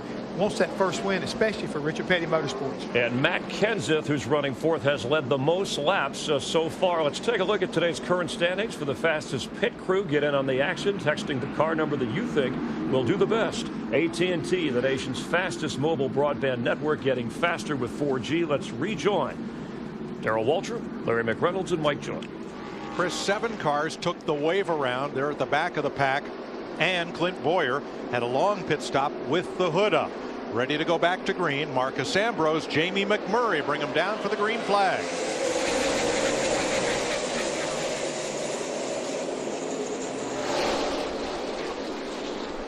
See Kevin Harvick in that 29 car, the third car on the inside, been well outside the top 15. One of the drivers that elected to try just 2 right side tires to get that track position is Jamie McMurray, and the 1 wants the lead here going into 3. Harvick's car, he's been complaining about it pushing like a dump truck. Whoa, and Ambrose got all out of shape. You know you will. McMurray's the leader. Kenseth lurking in third. Montoya right behind him, and Harvick.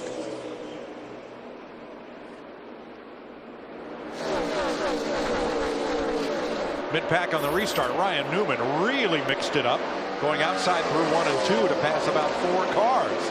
Here he is with teammate Tony Stewart as his wingman, and they settle in behind Dale Jr., 15th and 16th.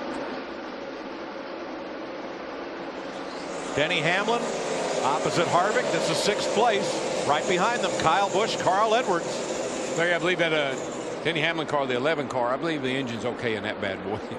Yeah. He seems to be able to pass people. Looking at the scoring monitor, I think he's in good shape. I think it was that 99 car of Carl Edwards made him think he had something going on with the engine. Probably when he went by him, it shook him up a little bit. Edwards now 8th. You're riding with Kyle Busch in 9th. And Paul Menard trying to get underneath the Chevrolet of Montoya. Steve? Mike, they took 2 tires for track position. Juan Pablo's saying this car is tight when I land on both ends, and that's where I need the most help. Wow. Whoa. I don't know. Maybe Paul's bad foot slipped off the gas pedal there or something, because, man, they went by him on both sides.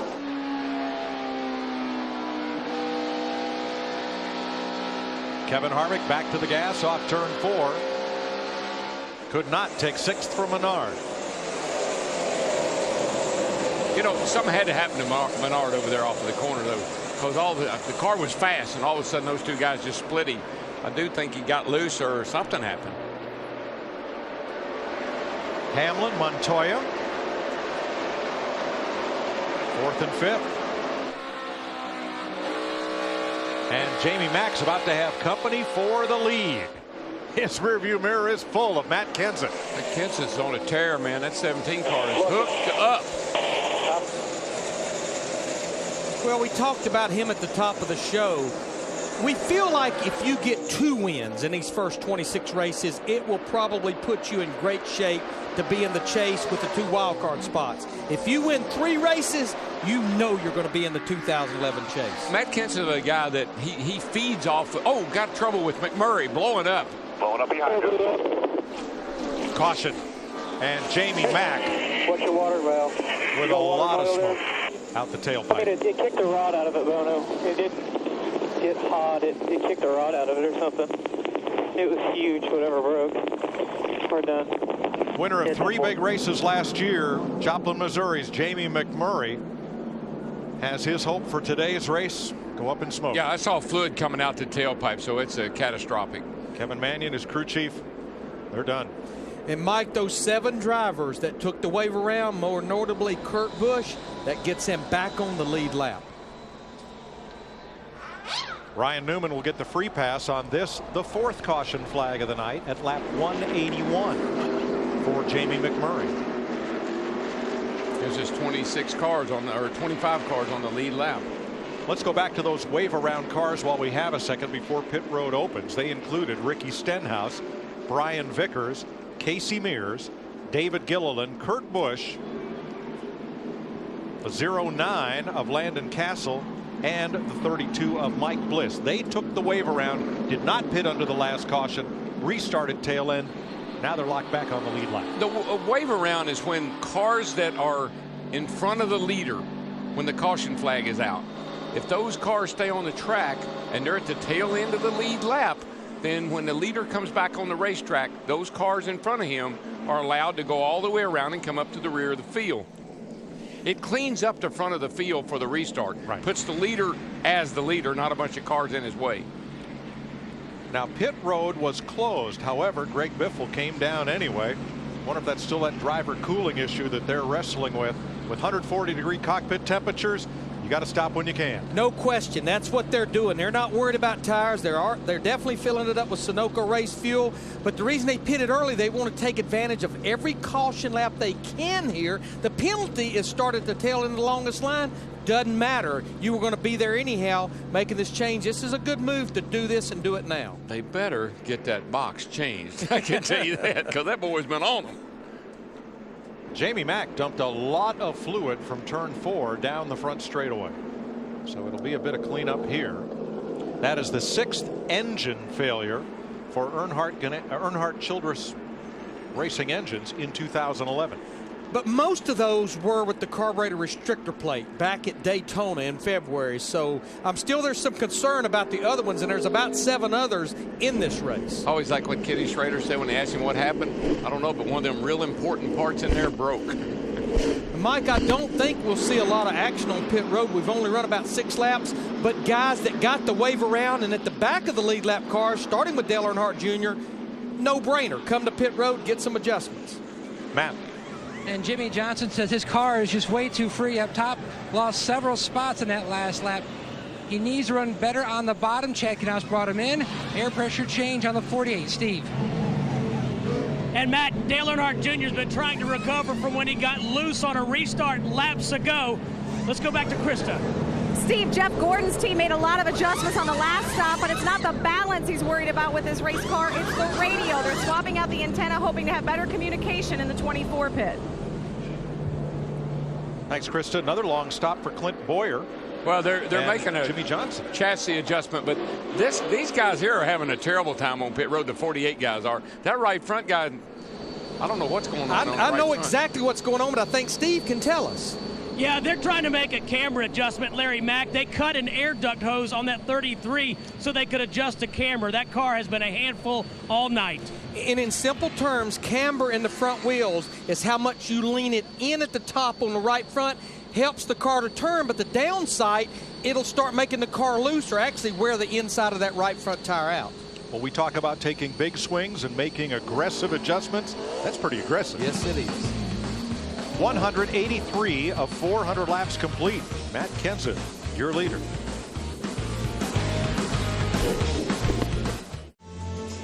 Getting ready to restart. The sun still well up in the sky, but now we're coming towards sundown.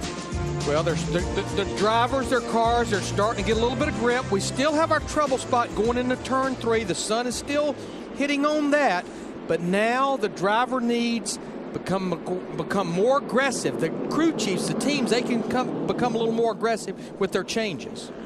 When the sun goes down. Inside the car, the temperature in Tony Stewart's car right now, 126 degrees. That's down a bit. You see the readout out there? That red cord has bounced off one of the buttons and changed it to Celsius for our European viewers. But that's 126 degrees.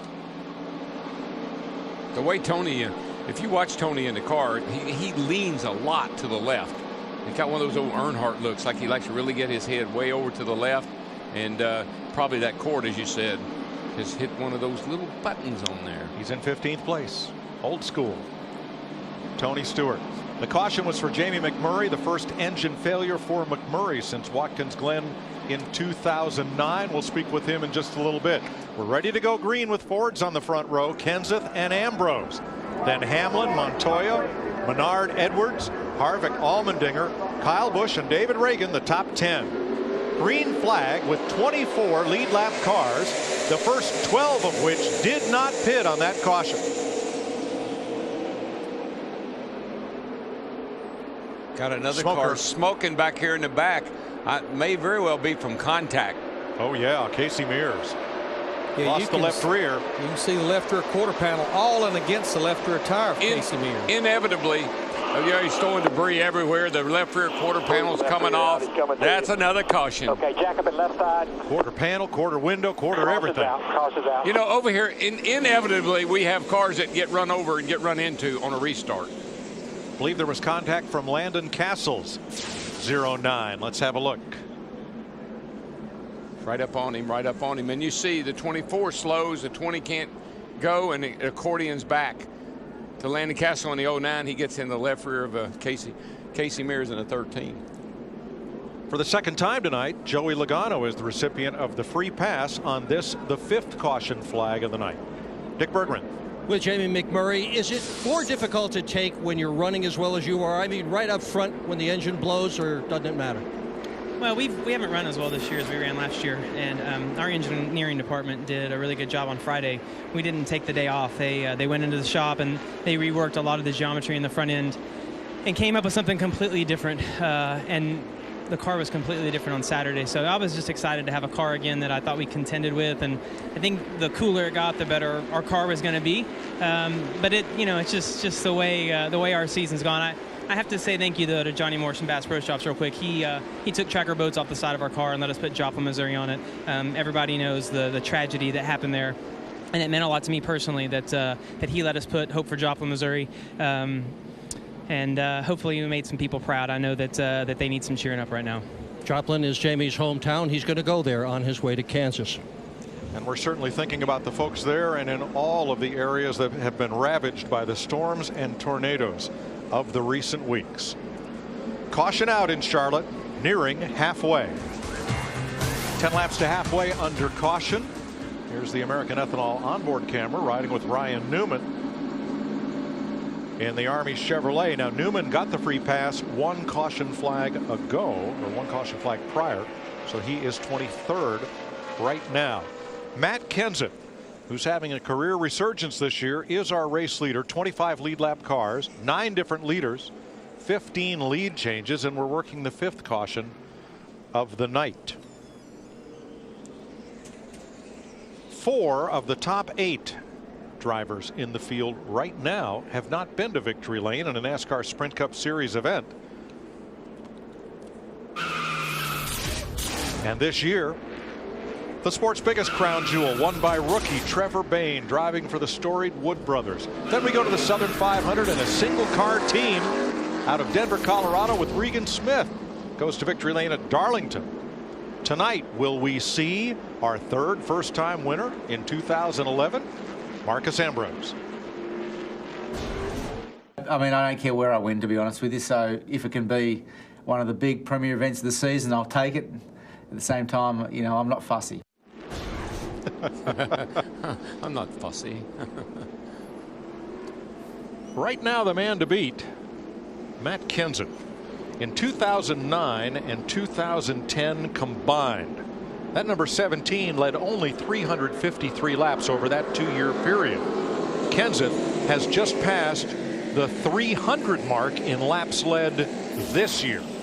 We're not even halfway through. You know, one other thing, talk about Marcos Ambrose.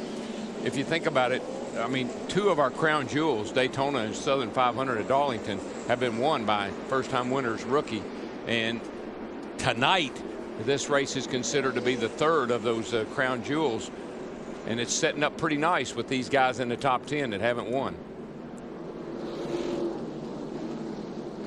This July, baseball's biggest stars will gather in the Arizona desert for a spectacular night in summer's biggest event.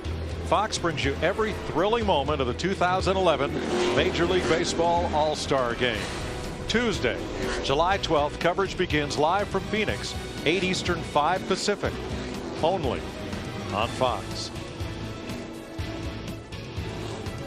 Here in Concord, North Carolina, just northeast of the Queen City of Charlotte, 8 laps to halfway. Matt Kenseth in command. Marcus Ambrose, Denny Hamlin, Carl Edwards, Juan Pablo Montoya the top 5, then Allmendinger, Menard, Reagan, Harvick, and Kyle Busch the top 10. Pace car dives to pit road completing the 5th caution period of the day. Ready to restart. Green flag, let's crank it up.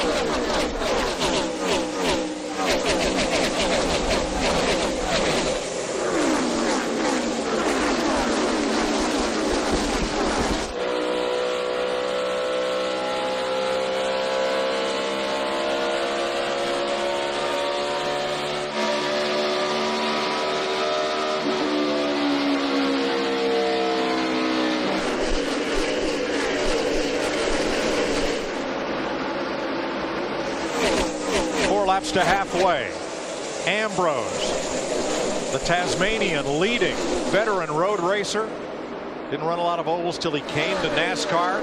Didn't know if he'd make it here, but he has, and he leads Matt Kenseth by 2 car lengths. You know, one of the reasons he changed teams this year was because he wanted to find out, is it me? Is it the way I drive? Is it my feedback?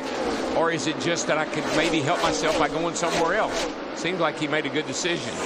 He moved to Richard Benny Motorsports from a Toyota to a Ford, and now it's 4 Fords out front. And he started on the outside on that restart of Matt Kenseth in the 17, got the great run through 1 and 2, and he has a lot of laps on his left side tires, but Kenseth moves to the inside here going into 3. Marcos has got great car control, good car feel. You'll see that when we get to the road courses for sure. 17th lead change of the night. Car 17. Matt Kenseth back to the front. Mike, we talked about this racetrack getting faster. 4 of our top 5 ran their fastest lap of the night. Quite honestly, 6 of our top 7 just after that last restart. Yeah, we're just about a second faster now than when the race started. Kenseth's dad, Roy, was a racer. His teenage son, Ross, running well in his own late model career, and he and wife, Katie, have 2 little daughters at home. And you know, we say we picked up a second since we started. Guess what? We'll pick up another second before this thing gets over with. Yeah, talking about his dad, Roy, Matt convinced his dad that they needed to buy a race car for Roy to race, and Matt would work on it until he got old enough to race it. When he turned 16, he won the 3rd time out in the race car.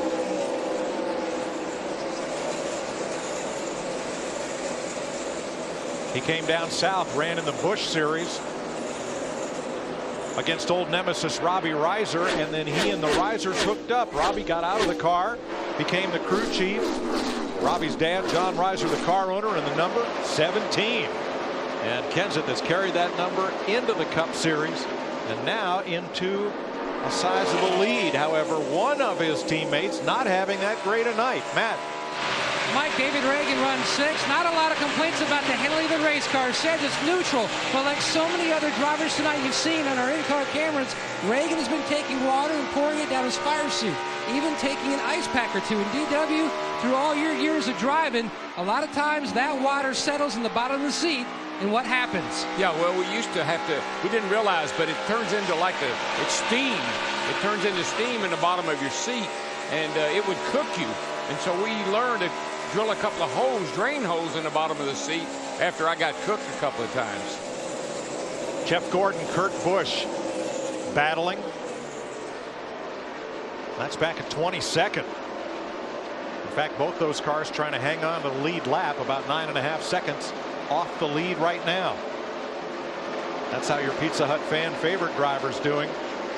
Now Gordon's been on the lead lap all night. Kurt Busch has not. Had that unscheduled pit stop for a loose wheel.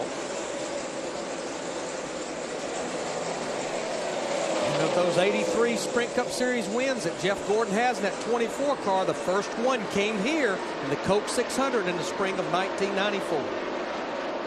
You know, just follow up a little bit more on what Matt was asking me. Things like that you can't get away from. You can't stop during the race and drill a hole in the seat and let the water out of it. You might can change the air conditioning box out. Yeah, but there's just some things in there you're not going to be able to do anything with. You're going to have to live with it.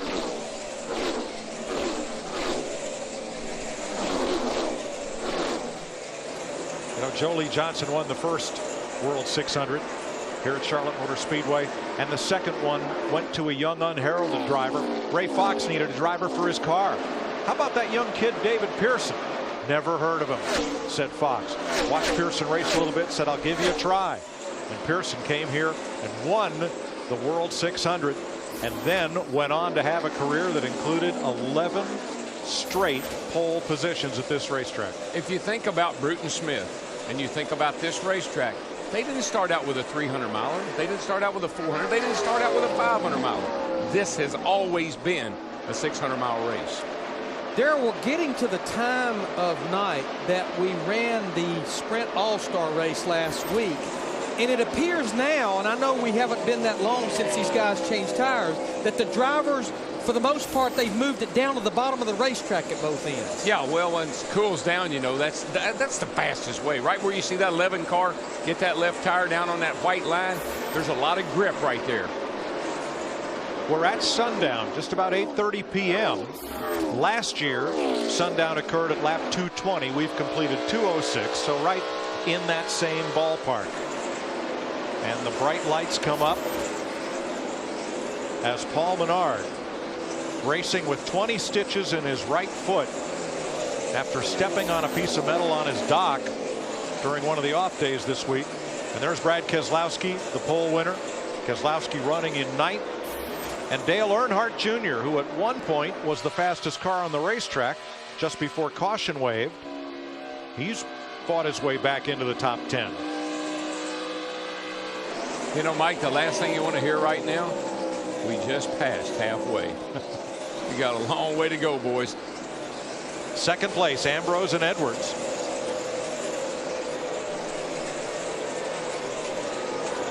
Ambrose driving as a teammate to Allmendinger's 43 for Richard Petty Motorsports.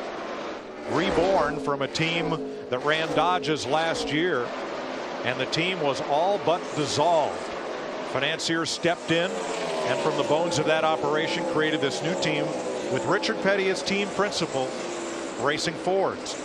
You know, back in the day, Mike, we didn't have these big scoring pylons like they got now. These guys can look over there and see what lap they're on, what position they're running in. You know, real quick, if you think about Matt Kenseth, our leader, and Marcos Ambrose running second, they stayed out on the last two cautions. They're going to have to be to pit road in about the next 12 to 15 laps. But you ride with Jimmy Johnson here in the 48 car that's running in 13th. He was one of several drivers that came to pit road at lap 181 on that fourth caution. He can go a lot further than some of our drivers leading right now.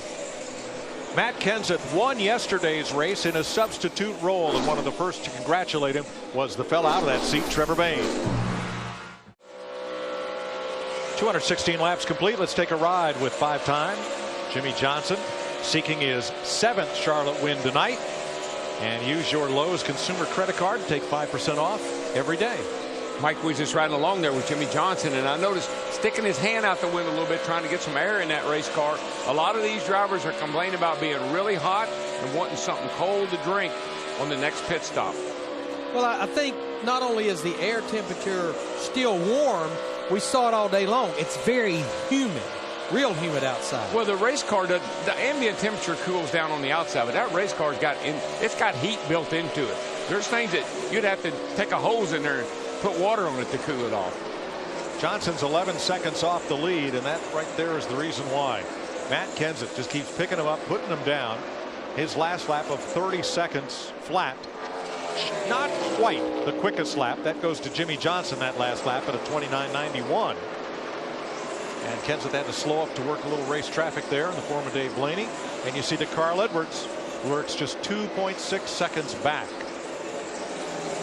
To find a car that is not a Ford, you have to go all the way back to 6th place, and that's the Toyota of Denny Hamlin. Dick? Denny Hamlin's crew is on their feet, Mike. He has told them that the car is losing power. He is losing RPM as well. He has gone to the second ignition box much earlier in this race, so changing ignition boxes is not a solution to his problem. Mike Ford, his crew chief, is offering suggestions, but Hamlin definitely with engine problems here. And pit road is suddenly busy as Kevin Harvick pulls in. I don't know, his car doesn't like 2 tires. I heard him say that. Krista? You could definitely say that, DW. In fact, he said our car just isn't good enough to handle 2 tires, so expect a 4-tire change here. Kevin Harvick also saying that the last adjustment they made previous to that stop was a track bar adjustment. He didn't like that either, but yes, they do come around for a 4-tire change for Harvick. You know, the first part of the season, he was the closer. He was the guy who could get there in the closing laps. Now he's got 180 left to figure out how to do that again tonight.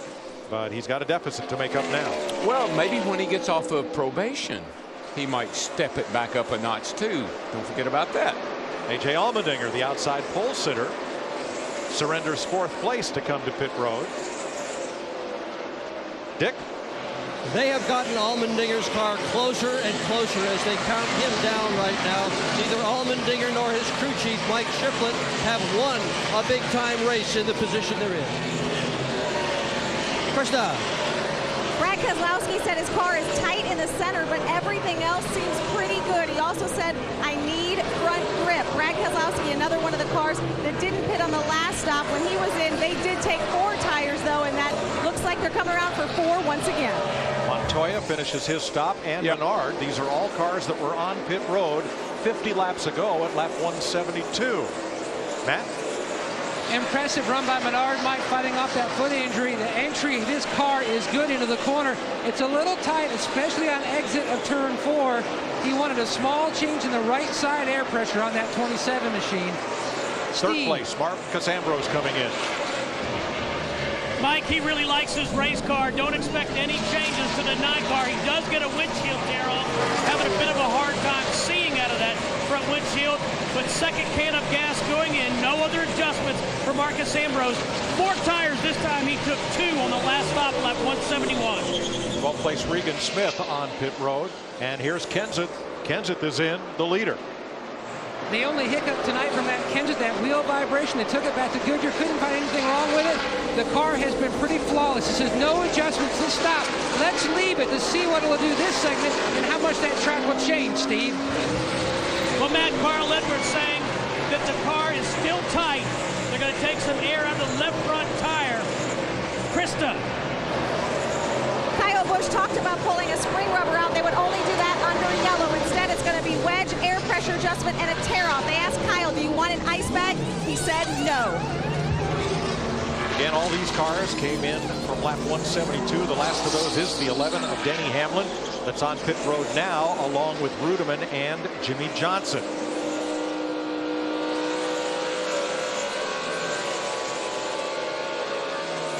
See Dale Earnhardt Jr. on the left there. He is now our leader. He was a lot like his teammate Jimmy Johnson. He can probably run another 8 to 10 laps because he was in on that caution where a lot of the leaders stayed out. Regan Smith has to come back to pit road. They missed a lug nut on his number 78. Steve. And Dale Earnhardt Jr., they stayed out, as Larry said, to lead a lap. Dale saying that the car is good. 4 tires for Dale Earnhardt Jr. They're also going to make a slight air pressure adjustment to help get him dialed in. 4 tires for Dale Earnhardt Jr. Here's Matt. And the 39 of Ryan Newman is in. He says his car pretty good, just a little bit on the tight side. He didn't want many major changes to this 39. Air pressure from Tony Gibson. Mark Martin, Bobby Labonte, and Brian Vickers are in. Here comes Greg Biffle. Didn't surprise me that Kyle Busch didn't want any ice or anything. He's probably one of the few guys that is conditioned to run long races. You know, runs 3 nights a week. Sometime when we have 3 events at the same track, I think he can handle it. Tony Stewart picks up the lead. He was last on pit road at lap 183, 47 laps ago. So he, Clint Boyer, Jeff Gordon, and Kurt Busch can go a few more laps before they need to come. Yeah, the problem is, though, Mike, and I think that's what Dale Earnhardt Jr. and that group realize, is you're going to be giving up a lot of time to the drivers that has the fresher tires. What these guys right here, like Stewart, Boyer, Kurt Busch, and Gordon need, they need a caution in the next few laps. In fact, Jeff Gordon in the 24 is on pit road now. Well, you know, the 14 almost won Texas with this same strategy. Staying out. That's right. Krista? And yes, they are one of the ones who came in around 182, but as you remember, it wasn't for balance issues, it was for radio. The radio working much better now as the crew comes around to make the 4-tire change. Jeff Gordon has had a very tight race car most of the night. Boyer is in, and that will leave just Stewart and Kurt Busch out on the racetrack in this sequence. Steve? It's been a long night for Clint Boyer, Mike. Right side tires going on. They made that camber adjustment, but they also had to cut an air duct hose to do that. Now tires going on the left side for Clint Boyer. That car just has not been able to turn. Then it got way too loose. So that leaves Tony Stewart and Kurt Busch. They are lapping at 30.7 seconds, almost a second slower than Matt Kenseth on fresh tires. Now, this is one of those strategies, though, that can pay off. If things work out the way they want them to, it could work for you. It could pay off. Kurt is 5 seconds behind Tony Stewart and in second place.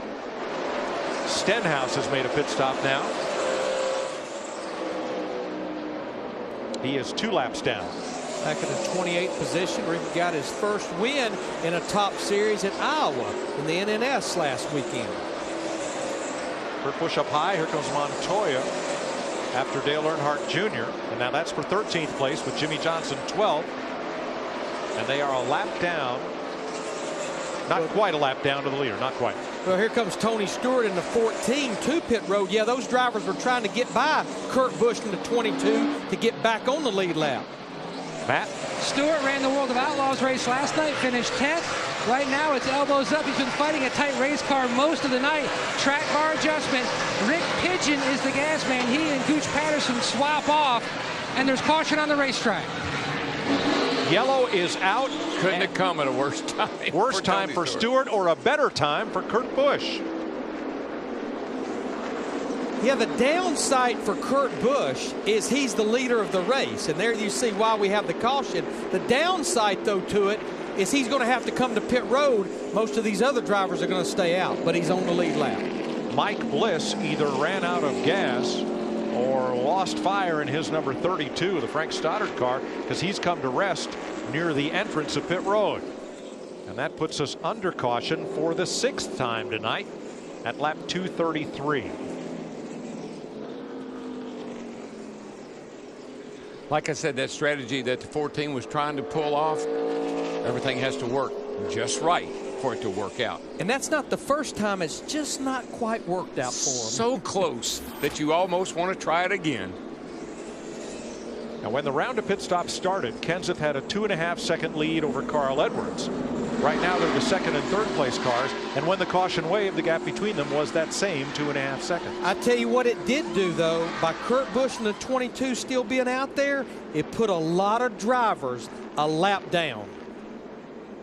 Greg Biffle will get the free pass, but the drivers Larry spoke of will include Montoya, Harvick, Kane, Rudiman, Martin, and Burton, along with Gilliland and Boyer, Jeff Gordon, Castle, Mears, Newman, and Logano. So if the leaders pit and there are no lead lap cars right behind the pace car, there will be a big group of wave around cars at the end of this caution. Matt? In the 17 pit, Mike, basically Jimmy Finney worked the math. They'd run about 9 laps, so they were going to come back in and just go right side tires only and top them off with fuel. Steve? Matt, the 99 was going to stay out. This time they're going to take right side tires and fuel. Right sides only for the 99 of Carl Edwards. A.J. Allmendinger completes his service. So does Kurt Busch. We'll check with Dick. Kurt Busch has made minor adjustments to his car. Not anything big, but boy, what a day he's had. Started all the way back in the 26th position. Krista. Brad Keselowski was coming in, but then he said, wait, if everyone stays out, what do we do? They said, come in, and we're giving you 4 when we do. So the pole sitter leaves pit road. This race just fell right into Kurt Busch's lap. He was the leader when the caution flag came out. He had not made his pit stop, and now he can under caution. Yippee. Pit road's a busy place in Charlotte. They're hopping down there.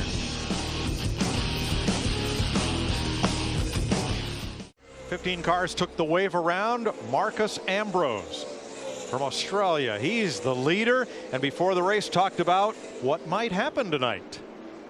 Got a bit of work to do here to get back to the front, but if we win the race, I'm going to do burnouts on the backstretch to watch yourself in that big TV. You know what? He's all fizzed up tonight. Yes, he is. And he'll restart on the outside of Kyle Busch. Then Denny Hamlin, David Reagan. This worked out well for Kurt Busch. He could have been toast, and instead he's 10th. And it worked out well for Tony Stewart, who was 17th before pit stops began. Stewart will restart 8th. Watch these restarts. They always make me nervous. Hamlin, Reagan, row 2. Menard, Jimmy Johnson. Earnhardt, Stewart, Kenseth, Kurt Busch, the top 10. Green flag at lap 237. Pretty clean that time. Nice start, actually. But like on that last restart, Marcus Ambrose in that 9 got a good start on the outside, but here comes Kyle Busch in the 18. He wants the lead of this thing. And you know, Larry, that 18 car, I believe, is a car that was waiting for the sun to go down, for the nighttime to get here. That thing looks like it's right at this point in the race. Leaders in close contact. They were side by side for 6th and still are, as Kenseth in the 17 tries to fight his way back. There's Matt on the inside of Paul Menard. Stewart right behind. Earnhardt right in front. Boy, they are wadded up going off into turn 1 then. Here comes Kurt Busch looking to the inside, and Stewart came down and cut him off. Yeah, Kurt Busch in the 22 was trying to make it 3 wide. You can see gets real loose by A.J. Allmendinger in the 43 through 4. Larry, Kurt Busch made it 3 wide last time down into 1. That's what I was talking about. He's trying to get he lost a couple of spots trying to get them back. Menard in the wall, turn 2. He's going to come down right in front of everybody, and they're going to miss him. Caution is out. No, we got a pilot back here. Martin Truex. There's the 27 cars down on the apron. Menard, you got Truex crashed. These guys ran over each other after the spin.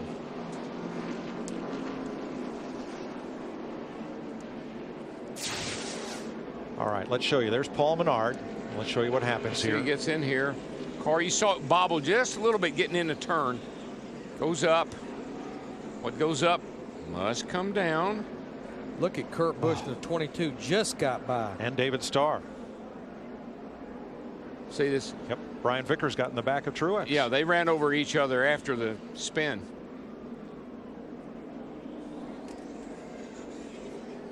Wow. Matt, what happened there? Menard simply said on the radio to his team, Mike, he apologized, he lost it, he tried to run the top. Yeah, he just went in a little high down there, Matt, and the back end got out just ever so slightly, and he couldn't catch it, and around it went. And Mike, just like earlier, those 15 drivers that took the wave around paid off. Yes, it did, because most of them got back on the lead lap, and all of them got one of their laps back. And that takes a couple of good cars from the race, including Truex's, and takes Menard out of contention. I thought Truex had kind of gotten rid of his bad luck, you know, after a couple of vicious crashes, one at Martinsville, one at Texas. Had a couple of good top 10 runs, but all for naught tonight. Menard will stay in the race after that spin in turn number 1. 240 laps, 360 miles of the 600 tonight in Charlotte. Danger lurking at every turn.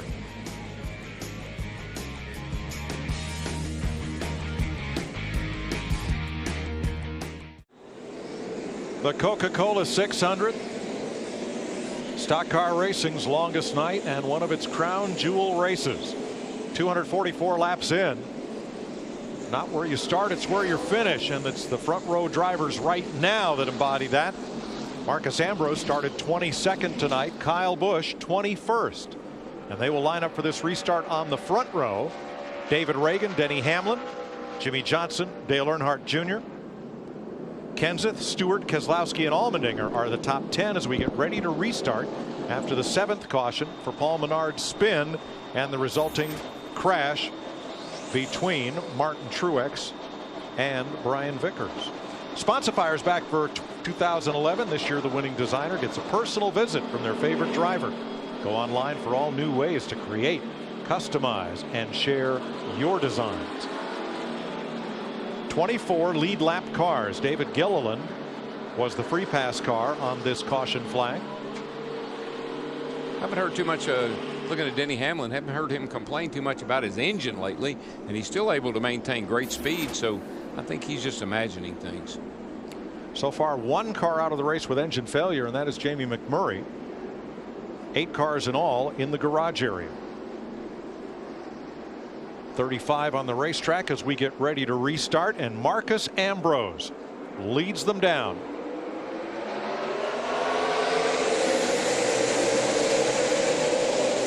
Kyle Busch in the 18 took a little better tempo with him on this restart versus the last one.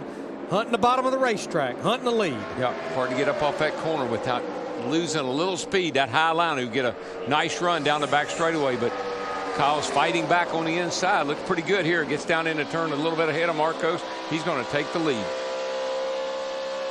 Kyle Busch to the front, finished 3rd yesterday.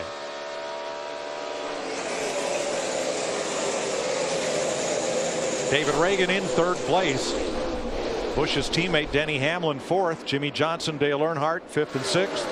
Kenseth in 7th, trying to break out from the pack. Steve. And Dale Earnhardt Jr. says that his car is starting to get loose and coming, Mike, what he's saying, coming out of the racetrack. So he doesn't have the grip and stability that he once had. But when Steve Letarte told him to stay out, he said, oh yeah, I got some track position. You know, Larry, that's the thing.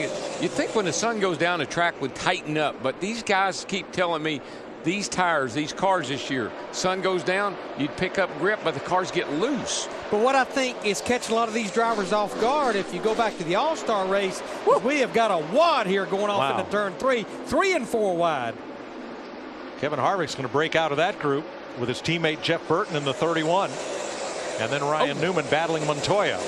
21 car bounced off the wall again. Ricky Stenhouse.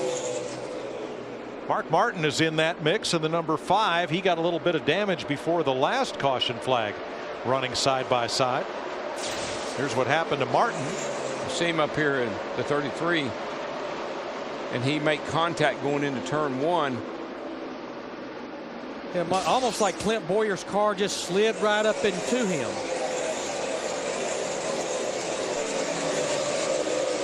You know, Stenhouse really done a pretty nice job. Yep. I mean, you know, he's had a little contact with the wall a couple times, but still running good. 25th. And he's actually the first driver a lap down, which would put him in place for that free pass should we get a caution. But Darrell, what I was going to say, I know that's been a little bit of the dilemma or debate about it, but they were going back to the All-Star race with this same tire package. All of the drivers complained about their cars got tighter. The one that confuses me, though, is getting less grip. You would think it would at least have more grip.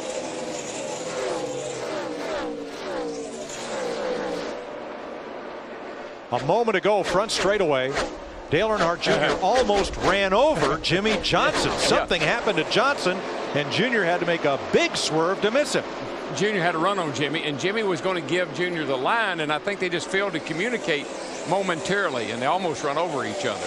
So Jr. back up to 5th, Johnson to 6th. And Dale Jr. pulling away from his Hendrick Chevrolet teammate. Jr.'s back where he was at the beginning of this race. He was in the top 5 early in the race. Here it is from Jr.'s in-car. So he's got such a run on Jimmy. Jimmy doesn't know exactly which way he's going to go. There you go. Outside at your door. Bumper. Clear. All clear. Matt? The only thing Jimmy's said on the radio, Mike, was his car has been more on the free side, a couple of different cycles on this set of tires on that 48. Well, here's bad news for all of them. Kyle Busch just ran his fastest lap of the race. As the temperatures cool, the track picks up speed. Busch, Reagan, and Earnhardt, along with Tony Stewart and Kurt Busch and Clint Bowyer, have just run their fastest laps tonight. Yeah, actually, that lap by Kyle Busch, that's the fastest lap of the race, period, so far tonight. It's been a busy week for Kyle Busch. It started Tuesday when he was out test driving Lexus's brand new supercar, the LFA, $400,000 list price, and on a 2-lane country road north of Mooresville was clocked in a 45 zone at 128 miles an hour. He'll answer to the authorities in court a little later this summer. And he's taken some heat in the court of public opinion in the days since. But he's come to the racetrack, talked to the media with a well-rehearsed apology, got in the race car, and done his job. But I think that's the key right there, Mike. He manned up. Look, I made a mistake. I did something I shouldn't have done. I got caught. I'm apologizing. And what else can you do? And regardless of what happens in the court of law, if they do indeed suspend his driver's license, NASCAR does not require you to have a driver's license to participate, only the NASCAR license. Matt Kenseth coming back. He's in 8th place, challenging Tony Stewart for 7th. What a topsy-turvy race this is. 6 of the top 9 drivers started in the 10th row or further back. And we've seen that a number of times here in the Coke 600. It's normally a race of comers and goers. Kevin Harvick called him the Candy Man, or words to that effect. Kyle Busch leads in Charlotte.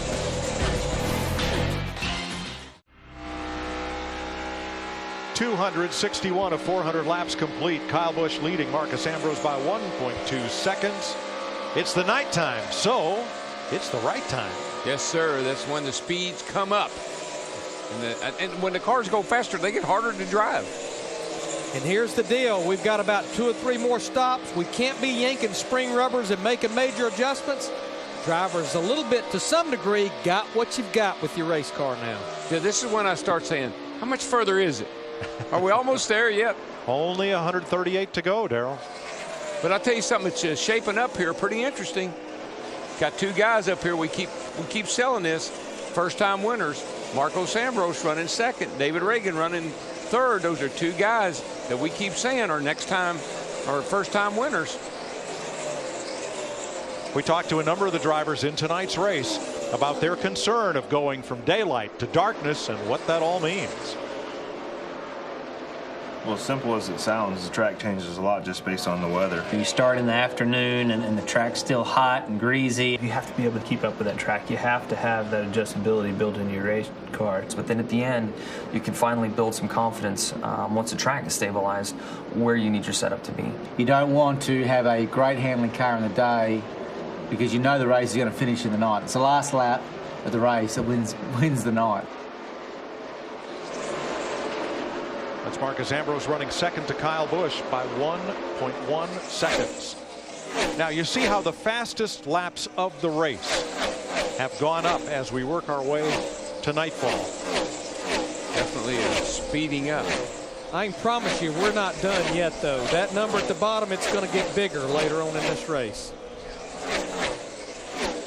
What happened to Carl, Larry? I mean, he had the car to beat. He was leading this race, pulling away, and all of a sudden. What did Ambrose just say? You don't want to have the best car in the daytime because when nighttime comes, it won't be the best car. That appears to be what's happened to Carl. Well, he's got a pretty good car still. I think he may just be biding his time. But watch this pass he does on Marcos Ambrose. Now, that big fin sticking up on the deck right there on the Allmendinger's car, when Carl got his nose right up along the side of Allmendinger's car, that air builds up and pushed that car right out of the way. Yeah, quite honestly, Carl Edwards' lap times is mirroring our leader Kyle Busch in the 18 and a lot of the other drivers in the top 5. Problem is he's messed around and got 8.5 seconds behind the leader. And for a lot of these drivers, we're 10 or 12 laps away from green flag stops. So it isn't that he got worse. The cars ahead of him just got better. Well, and remember, he said earlier he had a short run car, and we've had several short runs here amongst all these cautions. See, that sounds like something Larry would tell the driver. He done messed around here and got us 8.5 seconds behind. Sound like something Chad would tell Jimmy Johnson. Right. You done messed around. Look what you've done. Let's go to the pits of the third place car, David Reagan. Matt? Mike, over the past 15 laps, the 6 car has been the fastest of the top 3 race cars. His car a little tight, a little free, but he says it's pretty good. The only issue he has, about every 5 laps, his volt gauge drops down to about 7, and then after a few seconds, it pops back up. But keep in mind, we talk a lot about guys on winless streaks. How about the Reagan family going back 7 decades? Grandfather Hugh owned a car that almost won Daytona Beach course. His dad ran Cup. They're still trying for a Cup win 7 decades long. Reagan 1.5 seconds behind race leader Kyle Busch right now, and about half second back of Marcus Ambrose. There's the gap, first, second, third. Denny Hamlin fourth. Dale Jr. in fifth with 131 laps to go in the Coca Cola 600.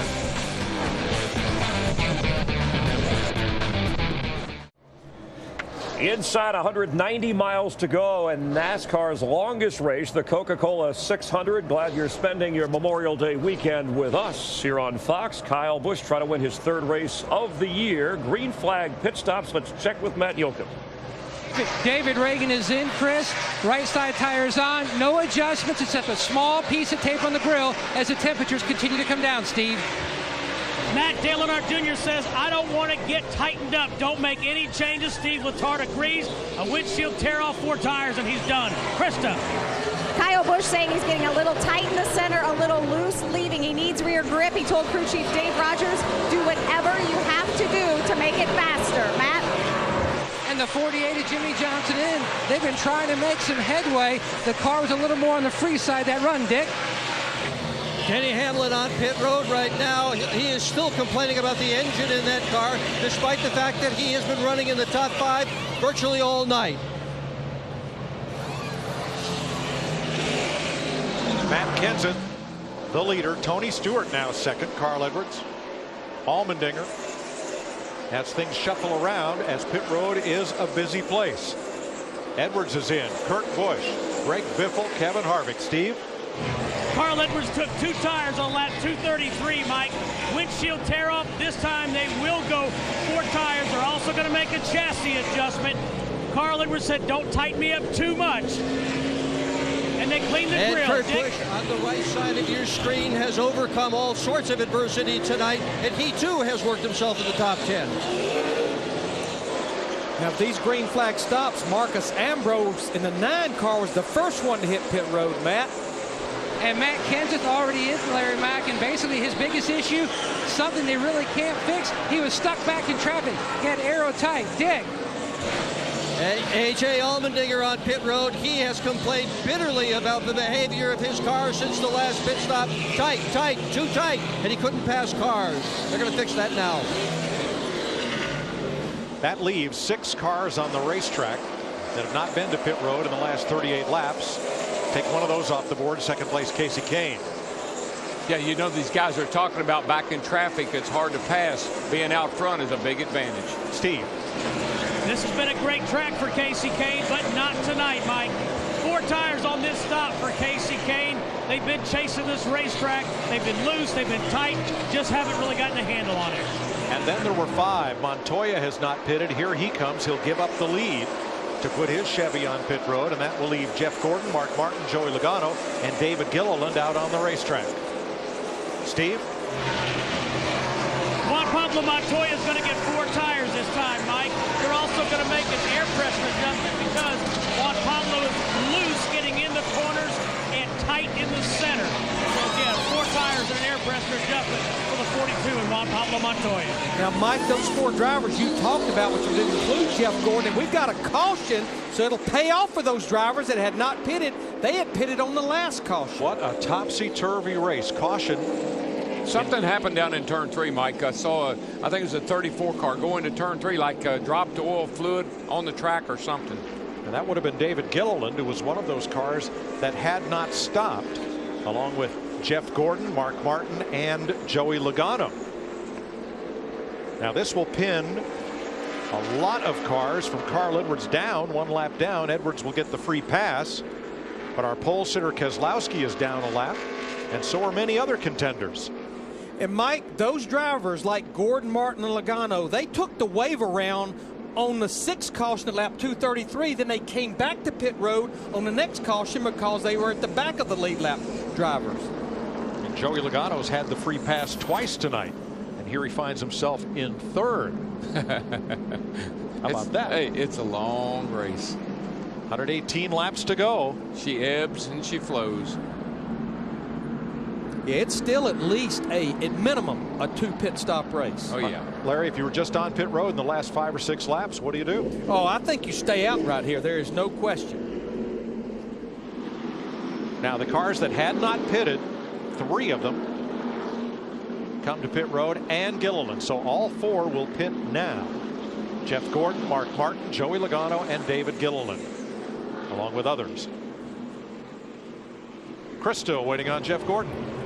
And Jeff Gordon is nearly running out of fuel. He was supposed to be on pit road when that caution came out, but they said, give me 1 more lap. There was some sort of piece of metal, something that couldn't get him to pit road. He almost ran out of fuel. Right now he says he's tight behind cars, but otherwise, I'm good.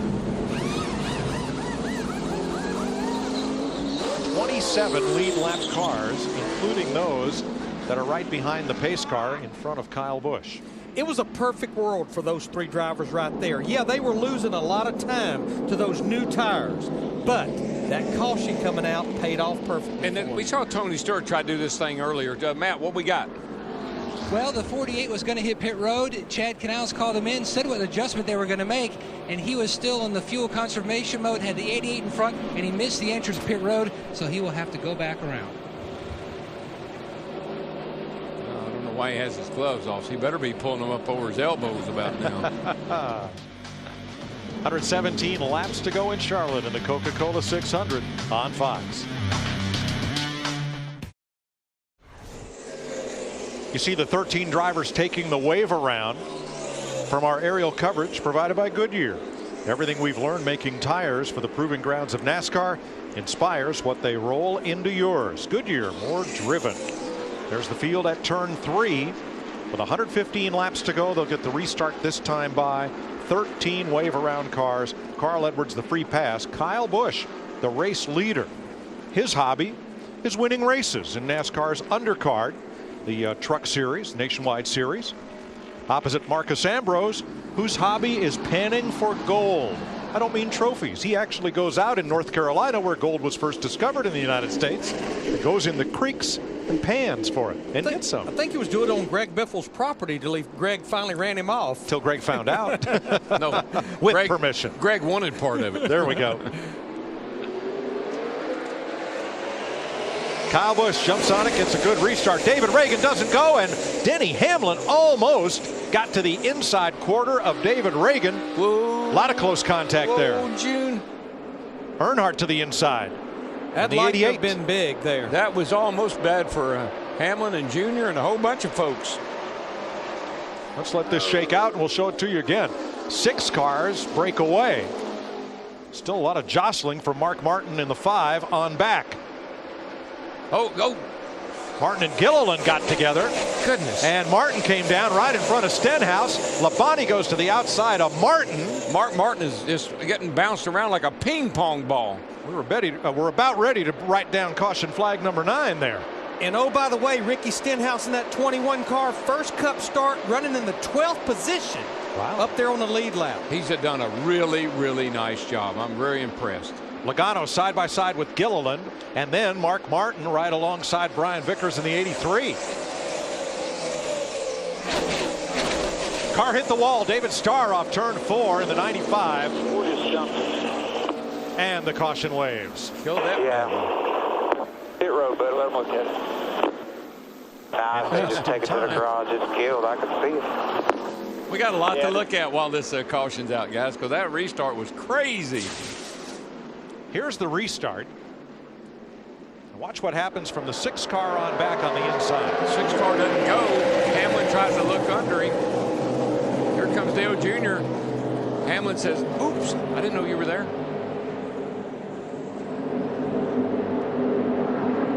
And the There's 5 Mark. Martin backs into Logano just a bit. Yeah, Logano gets into Mark. Then Mark comes off at turn 4. Gets hit again, or he hits someone. Gets into Gilliland. Then he gets pushed down. Gets into Stenhouse. He was just trying to get out of the way. He looked like, and then right here he gets it again. I mean, he looked like a ping pong ball in there bouncing around. Now here's why the caution's out. David Starr, veteran of the Truck Series in the 95. I think. Oh boy. Might have been a tad of contact there, boys. Casey Kane in the 4. And Starr starting his very first Sprint Cup race up and into the wall. And he was doing a nice job. You know why?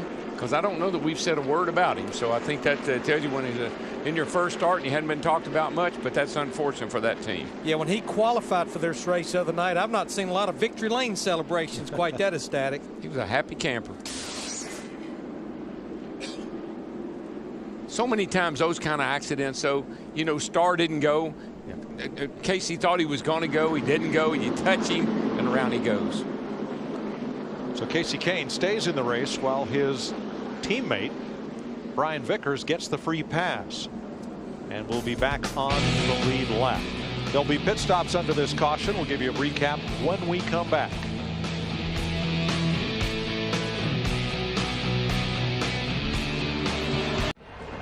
Kyle Busch is going to restart first. Marcus Ambrose second. Kenseth and Reagan teammates.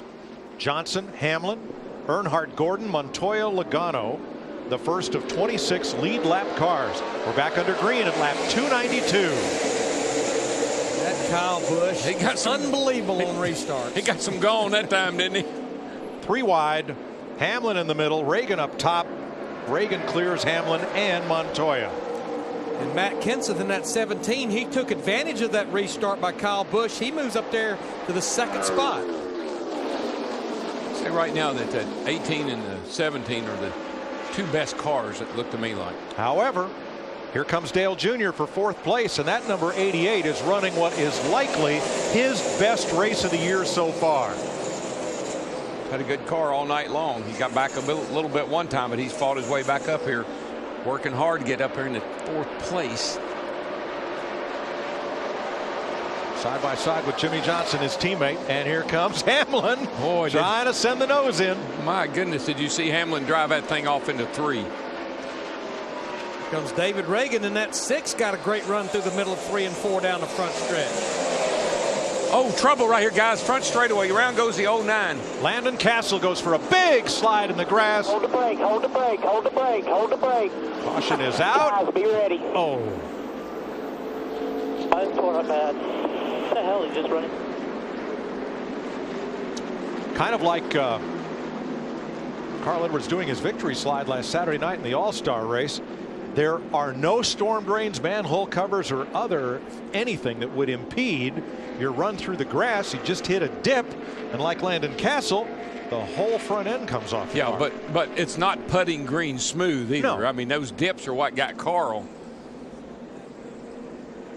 Castle is okay. We'll have a look at this and watch Regan Smith in the 78 right behind Landon Castle.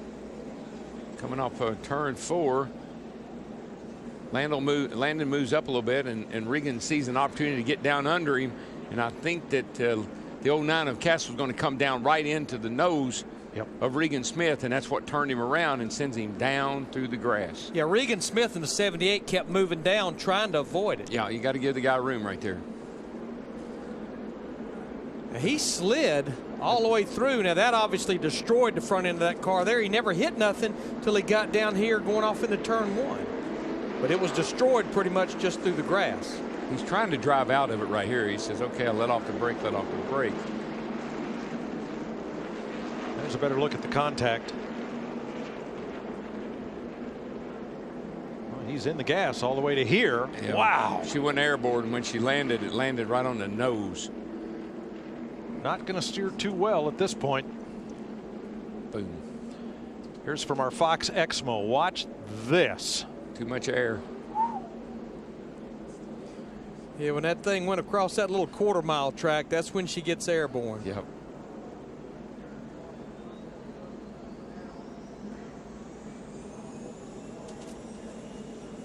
And it'll be good night for young Landon Castle and James Finch's team. Yeah, he was working hard trying to be, and that may be one reason he was being pretty aggressive, trying to get that free pass. Should we get a caution, he was the caution. It will instead go to Casey Mears, who will get back on the lead lap. That will give us 27 lead lap cars. I don't know if I've ever mentioned this or not, but cautions do breed cautions. And I think that's pretty much the case tonight. I think we see that. We've had 3 of them in the last 12 laps. There's Landon Castle climbing out. He's done a good job for James Finch this season. Yeah, and he, I'm sure when he looks at that, I'm sure right now he's mad at Regan Smith. I think when he looks at that, he'll say, well, maybe I chopped him off a little bit.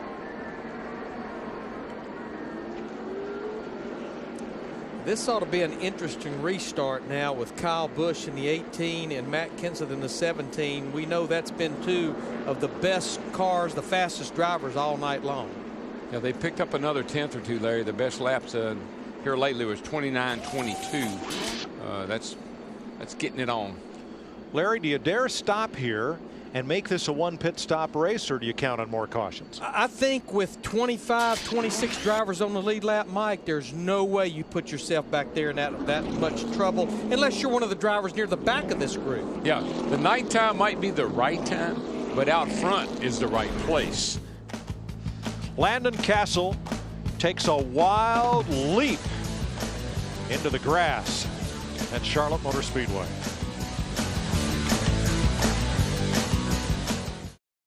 Chris Myers, Jeff Hammond. We have a first-time winner, Marcus Ambrose, are hoping to be looking for that first-ever Cup victory following those 2 at the moment as we go through the pit stops.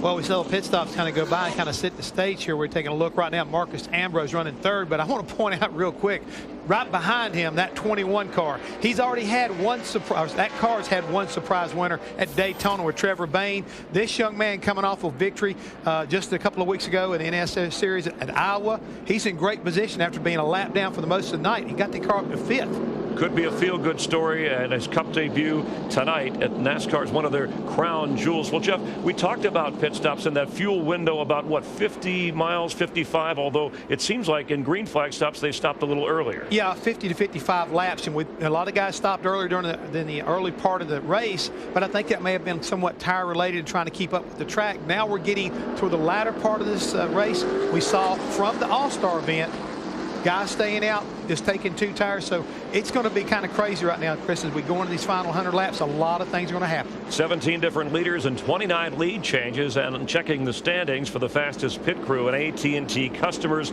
want you to text your choice. Reply OK. AT&T, the nation's fastest mobile broadband network, getting faster with 4G. Let's rejoin Daryl, Larry, and Mike and continue a terrific day of racing. Mike? Kyle Busch, Matt Kenseth on the front row. Ambrose, Gordon, Stenhouse, Logano, David Gilliland having a great race for Front Row Motorsports in 7th.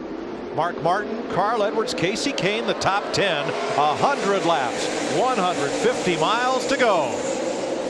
Kyle Busch takes off again.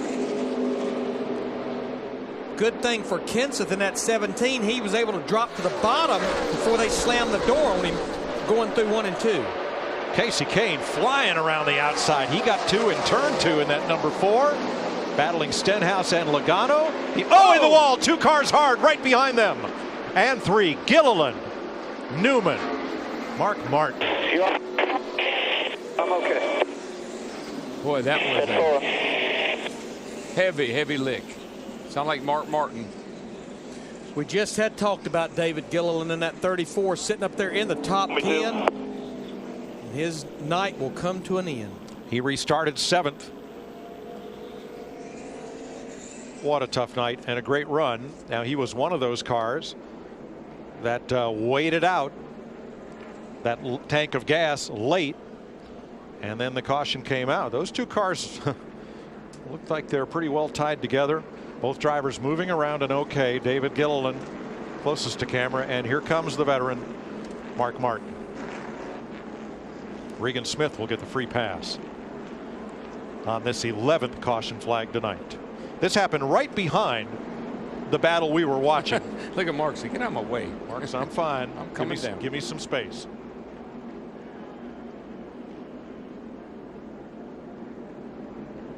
So we can see what sparked this incident.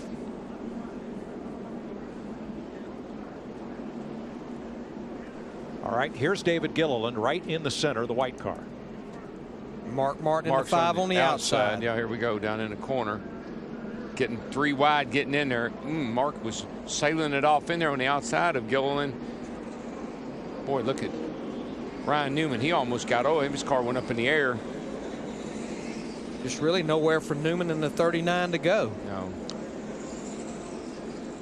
Now Gilliland's car starts to come around, but look, Carl Edwards is right underneath him, Darrell. And I think what happened is, I think Mark's car, Mark went on the outside of Gilliland on the 34, and it sucked the back of that 34 around and got it into Mark Martin is what happened.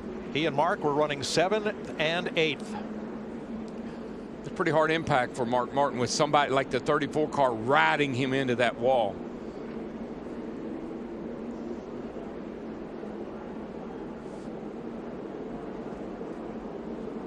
Pretty much both cars did the same thing. I just think Mark's car on the outside, the air, he just got the air, got a hold of the rear of the 34 car and just started pulling it around, just like it had a magnet. It's almost like they both were loose getting in the corner. Same thing. Let's watch from Kevin Harvick's on board. He's going underneath 34 right now. There you go. Stand about there. Stand it. There you go. Ryan Newman. You see, Mark started. Hang on, bud. Hold the foot on the brake. Hold the brake. Still coming. All right, ease her down now. All right, guys, we got a lot of damage right side. One on. From that last look, Mark actually was coming down the racetrack and really kind of came across Gilliland's nose. All right, Dick Berggren is with Ryan Newman. Well, you just watched the replay. What'd you see? For whatever reason, the 34 got into the 5, but we were just a byproduct of it. I couldn't get the car pulled down after they bounced off the wall and got into them with the right front tire. But it's disappointing. We had a rough day with the U.S. Army Chevrolet. Not proud of our performance at all, but to go out like that was just unfortunate. Crew's working pretty hard on this thing, Ryan. Do you think they can get it back out, or is that not possible? I had to shut it off. We didn't have any oil pressure. I was trying to save the motor, but I mean, we got the tore up race car, but they'll work their tails off to try to get the U.S. Army Chevrolet back out there. They don't give up. If Newman's out of the race, he would finish 34th, and they are still trying to separate Mark Martin's Chevy from David Gilliland's Ford. Those two cars were all but welded together. Look at that. And like I said, that's a lot of impact for Mark, because he not only did he hit the safer barrier, he's got the 34 car just pushing him up the hill and slamming into him as well. 96 laps to go. Pit road is still closed due to the incident and some cleanup. Mike, it sounds like the carburetor change on the 11 car has made him smile again. He says he's got power back. And he's on the lead lap. We'll show you extreme slow-mo of what put us under the caution for the 11th time tonight.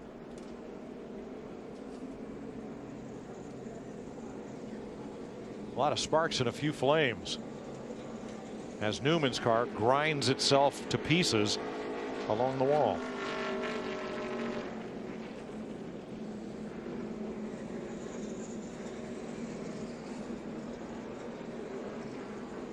Yeah, they'll have a lot of work to get that 39 car of Ryan Newman's back out there, considering we only have 95 laps to go in this race. Yeah, Larry, the whole right front's knocked off it. Look at this right here. You see Mark goes off in the corner, and right there, he starts down the hill.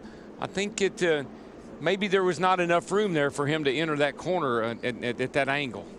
And here's what David Gilliland said. Looks like y'all are hooked together. You okay, bud? Oh, yeah. Yeah, Carl jammed in there and tried to make it a 3 wide. I know you're trying to give him room.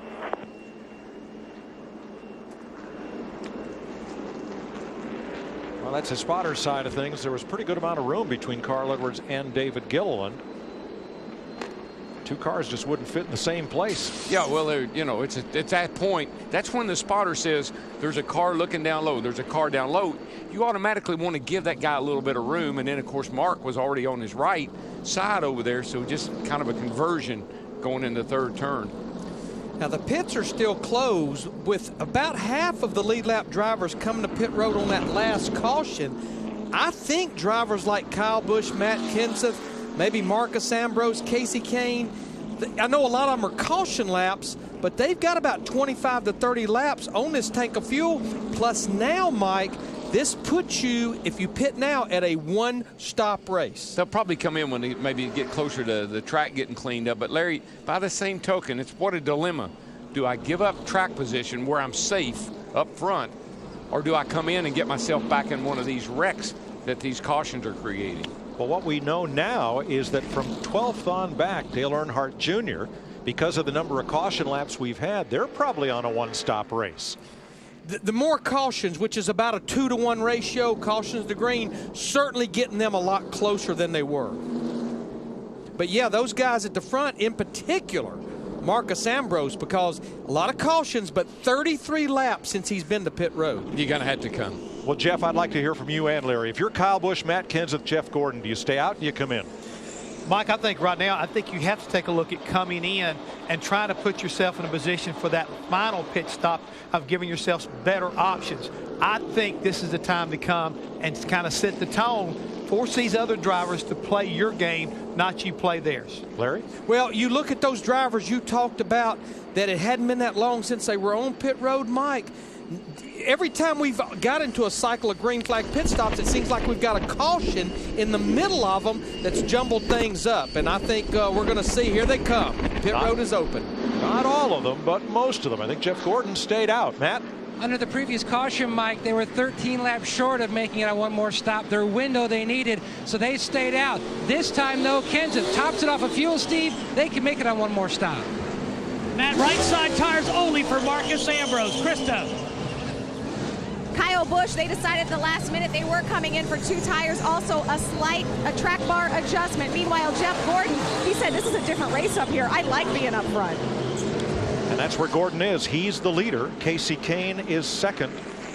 They did not stop. Neither did Harvick, Allmendinger, and Vickers. Here's why we're under caution. Hard crash with Gilliland, Martin, and Newman.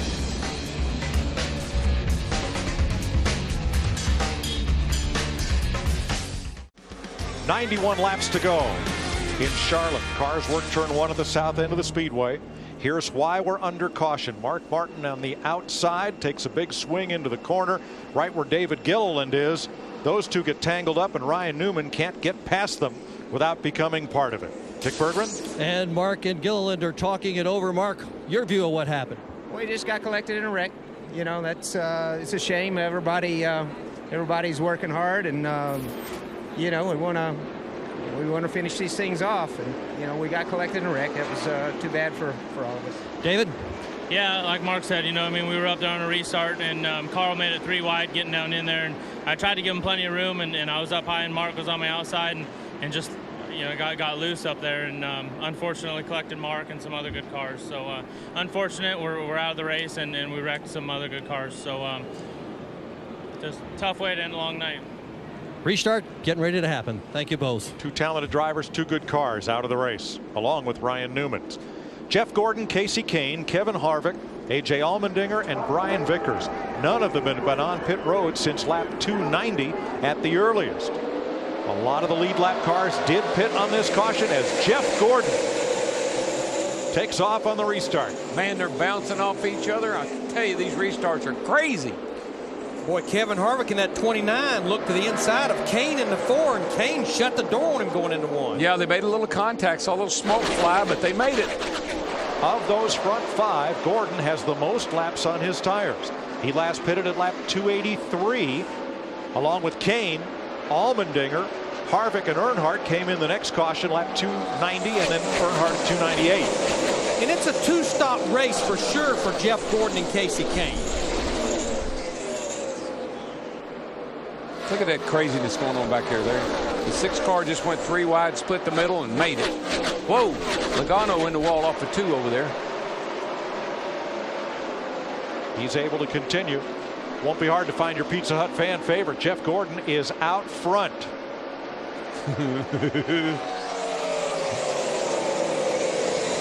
Now, Darrell was talking about Joey Logano, who continues after a brush with the wall. Watch the 20. Yeah, he walls her right here. See him getting a little loose right there, and she just goes up and slaps it just ever so slightly. You can see a little debris fly off the back of it. That happened right in front of his teammate Kyle Busch. Here's Kyle's view. 11 laying 2 back on the inside now. Cleared the middle, 11 inside, got another one inside. There's all 3 of the Joe Gibbs cars. Car in the wall, Stenhouse for the 3rd time tonight. Yeah, I can't imagine he hasn't rubbed all the sheet metal off the right side yet of that 21. You know, he's done that, like you said, 3 times. Hasn't slowed him down much. Here's a look at it from the Goodyear blimp. See him up here on the outside, coming off turn 4. Thing gets a little loose with him, collects it. Whew, that's a pretty good lick. About like he did coming off turn 2 at the very beginning of the race. But Mike, you mentioned it at the top of the show. Ricky Stenhouse has never run a race longer than 300 miles. 900 miles he's trying to accomplish in the 2 days, still on the lead lap. That was the thing I worried most about this kid, Larry. I didn't know if he realized what he was getting himself into. 300 miles yesterday, pretty hot out here. Come back out here tonight, 600 miles. Big undertaking for a kid. Want to see how far Denny Hamlin can make it back up through the field after that carburetor change, Dick. He's now 18th. That carburetor change was a piece of miracle work by Hamlin's crew, Mike, to do that change and not lose a lap. When they got done, they all high-fived each other, as well they should. There's a lot of nuts and bolts and lines that have to be taken off and reassembled, and they got it done. Well done. Yeah, one line, one nut, one bolt not put back in place could be a disaster. And this could be a trouble zone right here, because here's Hamlin and Burton, who was quickest in practice, trying to race their way back up through. And right behind them is Carl Edwards, who was the quickest car for 61 laps tonight that he spent out front. But they've got a long way to go and 84 laps to get there.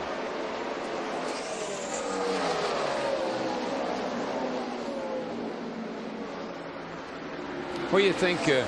Jeff Gordon sitting there thinking, man, it's good to be out front. Nice to have a clean air on the nose. Car really running good.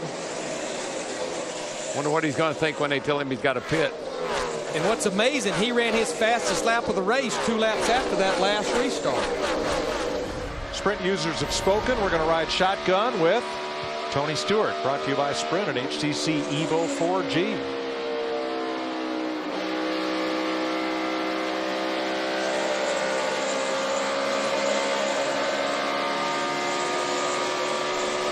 Trouble front straightaway. Kyle Busch. Caution down. Spin behind us. Spin behind us. Caution down. Wait. Nice and straight here. Get to the asphalt. You know, Kyle Busch is the first guy to go through the grass without tearing the front end off his car this weekend. But he slowed down. He realized where he was. He's seen what has happened. You see, he picked up a lot of grass, but he is a lucky guy, man. He got tagged and it sent him through the grass.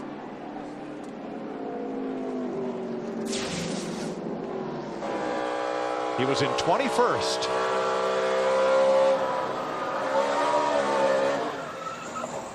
Hold on to it. Hold on to it. Nice and straight here. Get to the asphalt.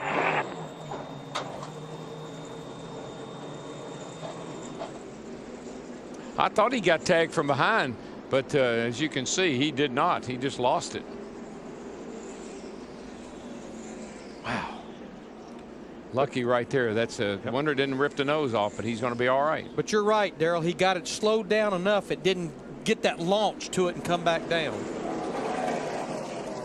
When I saw him spinning, I thought Stenhouse was much closer to him, and but after we looked at the replay here, you can see nobody got to him. He just spun.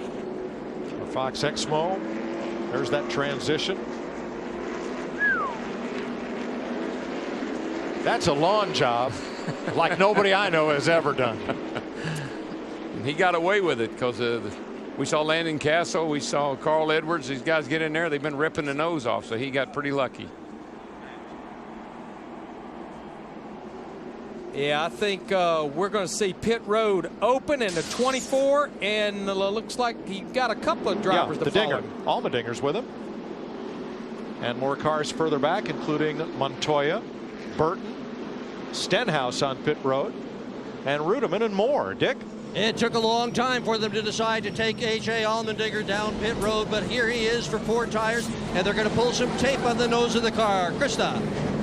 Jeff Gordon feels their program has just not been up to par this year. That's why they were so encouraged with how they ran in the All-Star race. He has been loving being up front, the leader here in this 4 tires for the 24.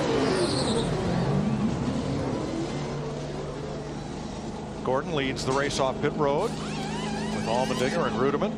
There's Montoya. Casey Mears was in. Regan Smith. Bobby Labonte. Getting ready to go green. 120 miles to go in Charlotte. Casey Kane is the race leader. Now Kane has not been on pit road for 41 laps. He'll have to be there soon. Kevin Harvick alongside. Dale Earnhardt Jr. and Greg Biffle, after all his cooling problems, has come to the front with Brian Vickers, Brad Keselowski, David Reagan, Clint Boyer, Kurt Busch, and Tony Stewart. The top 10. Green flag. Yeah, Greg Biffle has had cooling problems, pit road speeding, down a lap at one point. But he is there.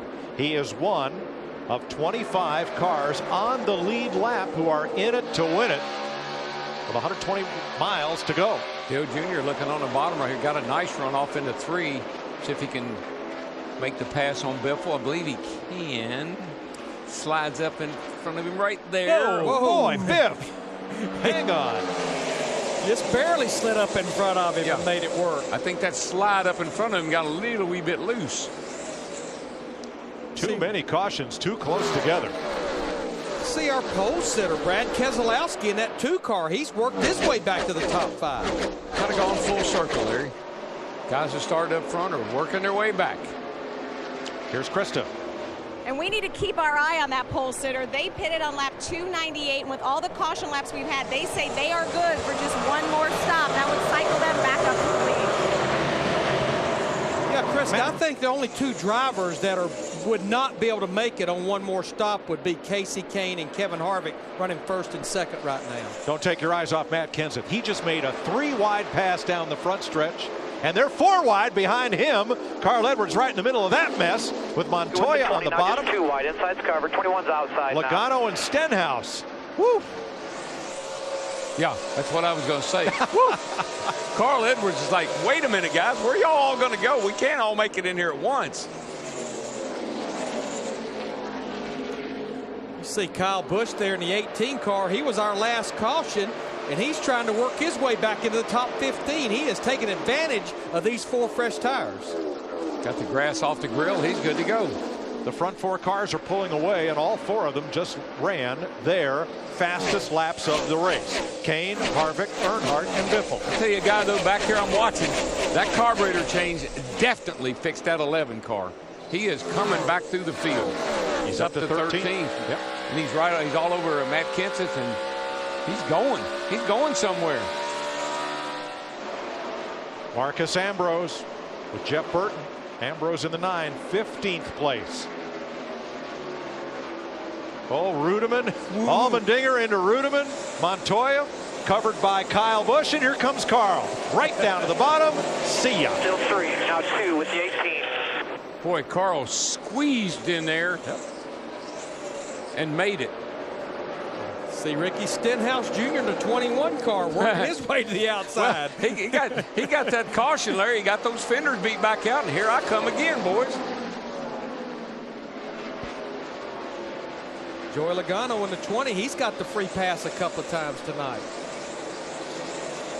Anybody who says they just ride around for 500 miles and race the last 100, well, that was all said before tonight.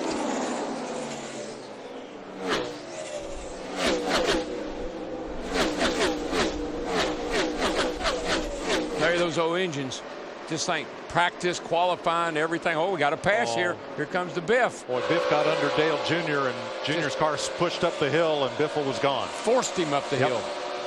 Put the arrow on him. But these old engines, they're getting close to about 700 miles on them now.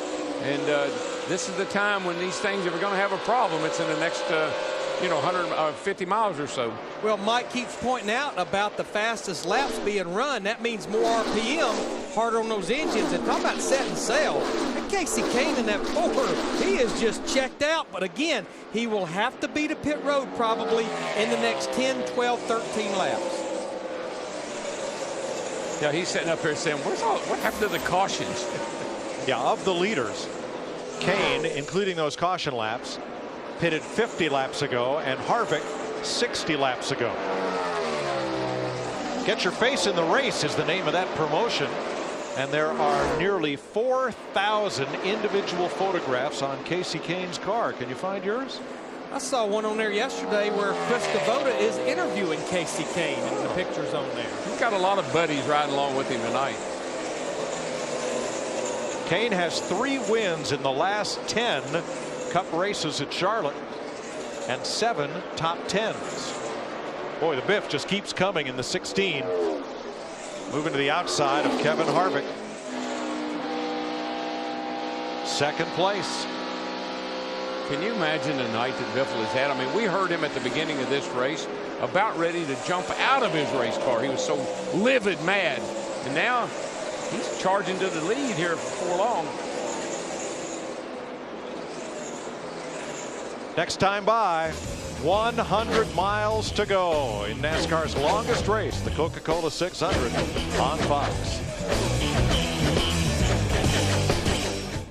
62 laps to go. Marcus Ambrose has just made a pit stop that had to be unscheduled. Way too early for him to be able to go the distance from here, Larry. Yeah, he had only run 30 laps. Plus, Mike, he cannot make it from here without stopping again. Casey Kane out front will need fuel soon. 59 laps since he's been in. A lot of them run under caution. But no one else on the lead lap will need fuel sooner than Kane. So Casey Kane with not enough fuel. Greg Biffle in second, who was screaming about his car and crew earlier. Kevin Harvick in fourth, who hated his car in the first 100 miles. He only hated it when they put 2 tires on it, and they haven't done That's that. Right. They haven't done that anymore. David Reagan trying to win his first one. Brad Keselowski, and here comes Kenseth up against now Jimmy Johnson for 9th place. You know, Mike, quite honestly, as I keep watching our leader Casey Kane in that 4, Kenny Francis and Casey Kane, if they stretch it many more laps, they may indeed be able to make it to the end, or at least they may try it. I think they'll try it, Larry, and I think that's probably their plan. They wouldn't have stayed out this long if it wasn't. They're saying on the team radio 4 more laps before they pit. Steve, what about Marcus Ambrose stop? Tough break for Marcus Ambrose. You were right, Mike. He had to stop because he had a bad vibration. He didn't know where it was, so the team went ahead and chased all 4 for Marcus Ambrose. The good news for Ambrose is he's the only car 1 lap down. If a caution comes soon, he would get the free pass. Yeah, and he's really fast. I mean, he's got a fast race car. 7th place. Busch, Kenseth, Boyer. Whoa, man, did you see Matt? Yeah. Go get him. He's pulling out all the stops. But he is, Mike, and I think it's because he's really stepped up the pace. He just went around Jimmy Johnson, and now he's coming up on Kurt Busch here, and he's starting to pick him up and put him down pretty fast. Oh, Kyle Busch again. What the heck? And Marcus Ambrose gets his wish. I want to tell you who else got their wish was Casey Kane in that 4, our leader. Yeah, the 18 not so lucky this time. Bad is it, Road? I think he hit pretty hard. 13th caution flag, the most since the Daytona 500 this year. He got the whole right side this time. Spoiler all knocked over, deck lid out of whack, whole back of the car knocked around. See what Here's a look this time.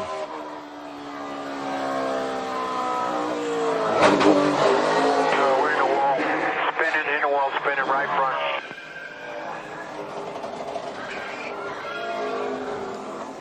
That car has just become evil, hard to drive, man. That thing just went around by itself again. Kyle is on pit road, which is not yet open. They have crash repair to do. Darrell, it definitely seems like when we got into the nighttime that they lost the handle on this 18 car. It really does, Larry, and I'm surprised we ran so good over here last week. Now pit road is closed, so we keep going. This could put everybody where they can make it to the end, so I think pit road will be busy. So Ambrose gets the free pass back on the lead lap. Big break for Casey Kane. He'll get fuel that he badly needs. And how about the Biff? What a night he has had. Now running in second place. And who'd have thought that was possible? right about here, I think they called for the paddles to resuscitate that car. Or Greg.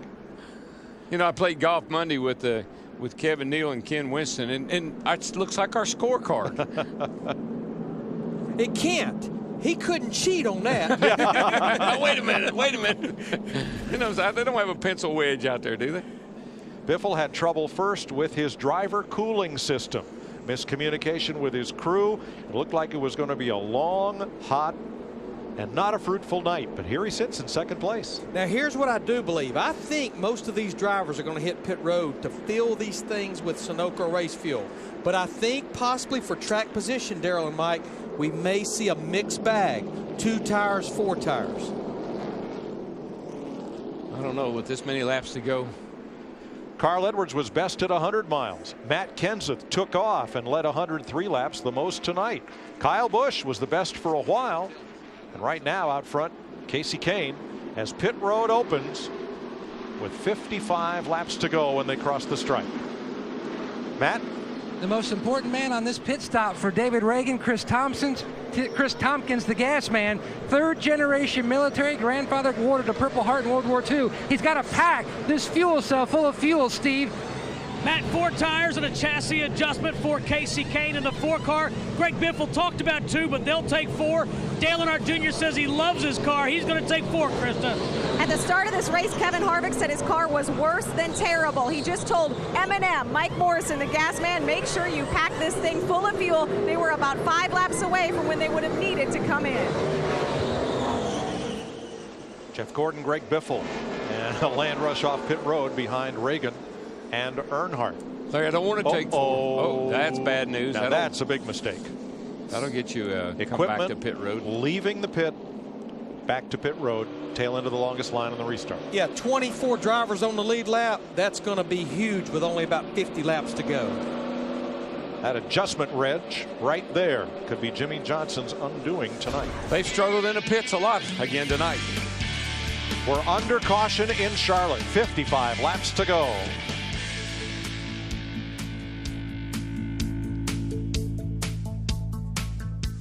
Sunday evening, the Coca Cola 600 winding down with about 81 miles to go. Jeff Hammond, what are you looking for here? Casey Kane, by the way, his best career track. He's won 2 of the last 5 Coca Cola 600s. Yeah, he sits back in 6th position. But right now, I'm going to watch the battle between his 24 and his 16 at this restart. Right now, Greg Biffle come too far to be denied. Wow, let's see what the guys upstairs think. Well, Jimmy Johnson was 10th before the restart. The penalty puts him to 22nd. Marcus Ambrose speeding will restart 23rd. That's a long shot, but I tell you, Roger Penske, Memorial Day, I like that 2 car. I still like my man I picked at the top of the show. He's led the most laps. Matt Kenseth in that 17, restarting in 7th. Best race that Dale Earnhardt Jr. has driven all year. He's in the top half dozen. Can he do it? 53. Make it 52 laps to go at the stripe. Jeff Gordon and Greg Biffle bring them down for the restart, and Gordon gets away by a car length and a half.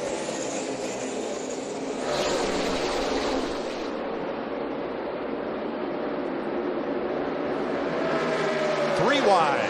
Whoa. Man, I don't know what happened to Keselowski. He must have heard I picked him.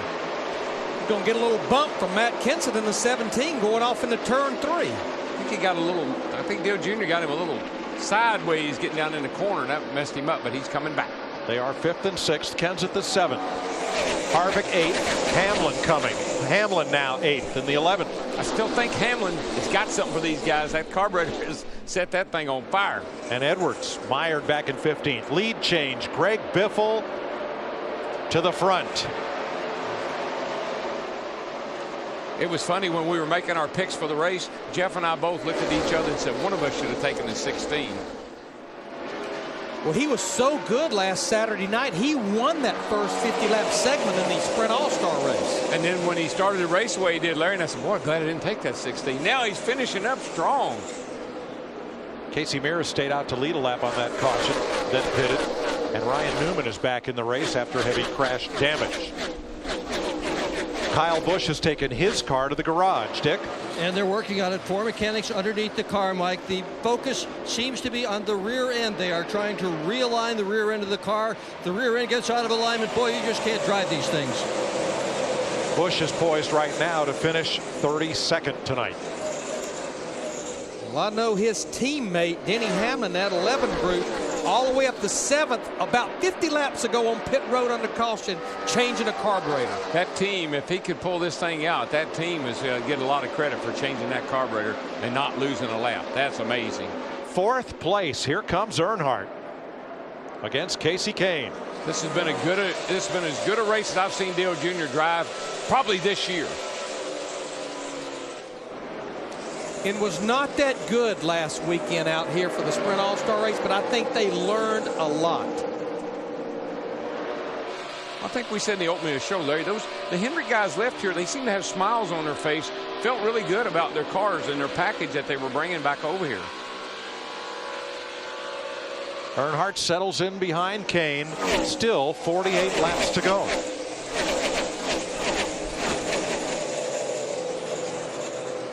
Eighth place, Matt Kenseth, Kevin Harvick, Harvick's teammate Jeff Burton, another teammate Clint Boyer. When I look at those two drivers there, that was a case as now we see Casey Kane in the 4 battling David Reagan for the 3rd spot. But back to those two, Kenseth and Harvick, it's a case of, I think, one driver being better in the beginning than the other, and now it's almost swapped the way they're performing. Larry, Casey Kane is running a really high line. He's getting a great run off of turn 2. He's got a lot of momentum. He swings to the outside right here. Watch him come off this corner. And Jeff Gordon up, does not cover the spot. Here comes Kane. Can't pull up in front of a guy when he's closing that fast, and Jeff knew it. That 4 car is coming. Then Dale Jr. battling Reagan and Keselowski right behind them. Second on back. This is a fight. I just felt like, you know, sooner or later, Kenny Francis and Casey Kane, they had what it took. We saw it out of them at Darlington and a couple of races prior to this. This car is on a rail tonight. And when I think about Jeff Gordon in that 24 car right in front of this group right here, I felt like several drivers would try 2 tires. Jeff Gordon appeared to be the only one that tried it. I think he needed more than just himself to try just changing right side tires. But company's coming. Look at the back of this pack. The black car of Denny Hamlin and the red and yellow one of Matt Kenseth. Lap after lap, Denny Hamlin has been the quickest car. Other than Biffle. Biffle's out there in clean air, but Hamlin has the second fastest car, I should say. And I don't think Kenseth is done. He's led 103 laps tonight. He sits in 8th place and wants more, pulling to the inside of Keselowski at the end of the back straightaway. Just appears it takes him a few laps after a restart to get going.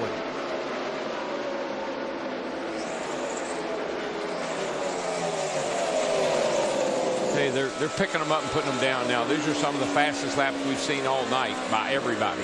That top 10 car is pretty fast.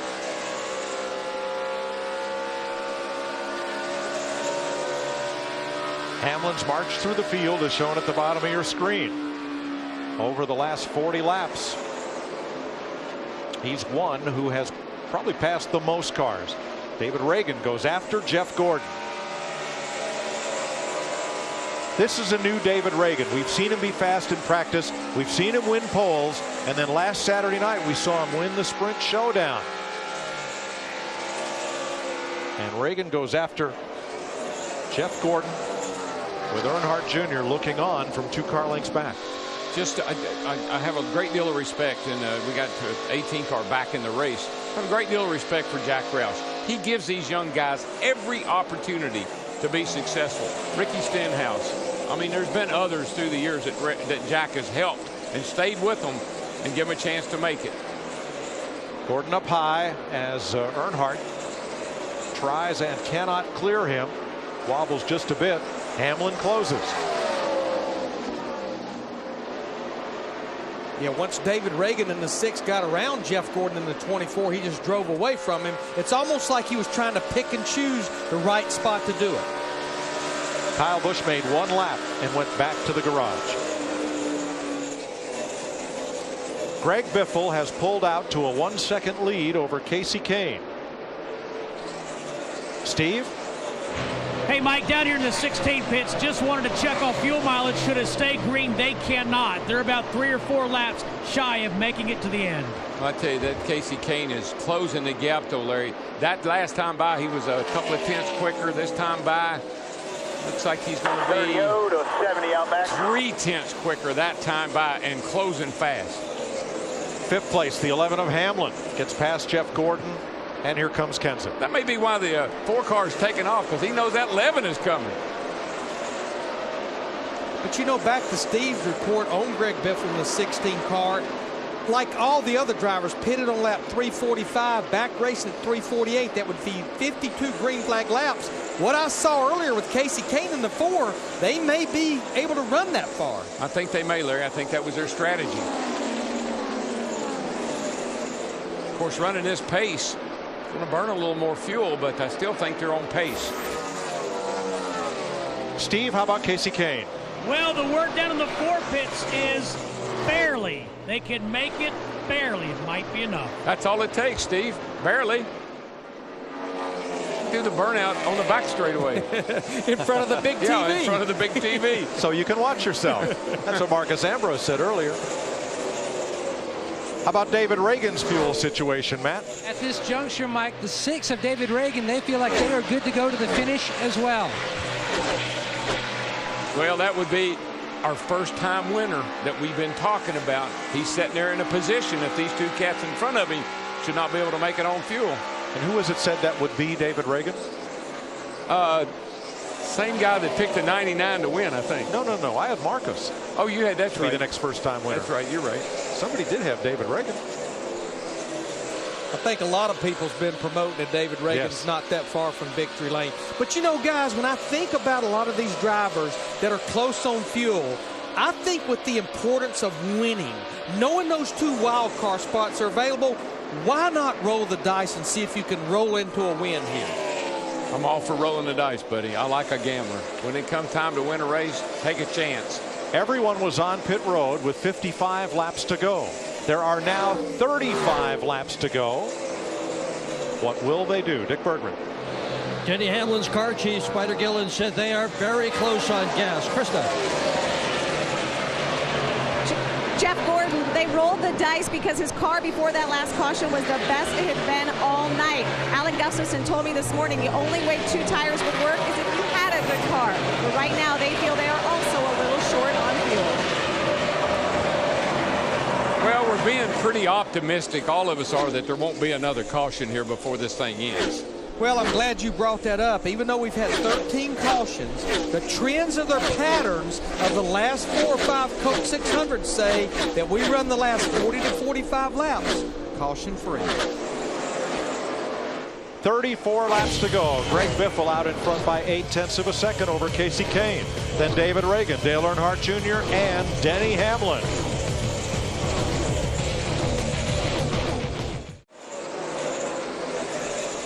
.29 laps to go. NASCAR on Fox coverage of Coca Cola 600. Greg Biffle has only 1 top 5 finish in all of 2011. He was 4th at Texas, while his teammates have done very well on the 1.5-mile tracks. However, no Ford has won a Sprint Cup point race at Charlotte in the last 17 races. 2002 was the last time a Ford was in victory lane. It was Mark Martin. Mike, listen to these lap times. 30:01, 30:06, 20:29, 29:20, 29:99, 29:98, 30:06, 30:10. That's your first 6 cars laying on top of each other. Everybody right on about 30 seconds. Late in the race, Casey Kane holding at about 0.6 of a second behind Greg Biffle. And at some point, a lot of these drivers, like Kevin Harvick, A.J. Allmendinger, for instance, will go into economy mode because they don't think they can make it. Yeah, I'm not so sure that that's not what the 4 car is doing right now. I think he was closing pretty fast. I'm not so sure he's not trying to save a little wee bit of fuel. Maybe getting a tiny bit of draft off of Greg Biffle's car right now. You saw third and fourth place. Reagan and Earnhardt 2.5 and 3 seconds back. Denny Hamlin 4 seconds off the lead, as is Matt Kenseth. Then Gordon, Keselowski, Harvick, and Burton the top 10. If they tell me I'm 2 laps short, that's 3 miles. I believe I can milk this baby 3 miles. When I look at the green flag stops that we've had over the course of this race, it seems like 2 drivers that has always went the furthest is Dale Earnhardt Jr. in the 88 car, who's 4th right now, and quite honestly, Matt Kenseth in that 17, who's sitting just outside the top 5 and 6th.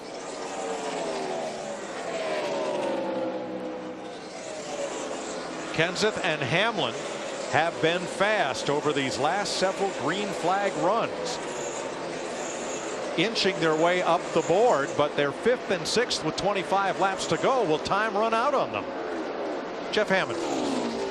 Mike, going back to Larry's point about the 88, I listened to those guys during the caution. Steve Letarte was reminding his driver, save me some fuel.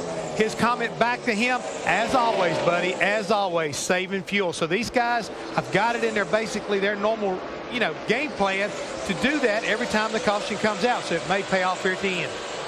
Junior's last top 5 finish on a 1.5 mile super speedway was in this race 3 years ago. And under caution, the way a driver can save fuel is maybe kicking up in neutral and let it coast for a little bit.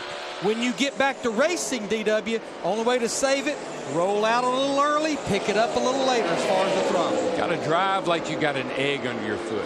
You got to ease that throttle down. That's how you get fuel mileage. Earnhardt now 3rd.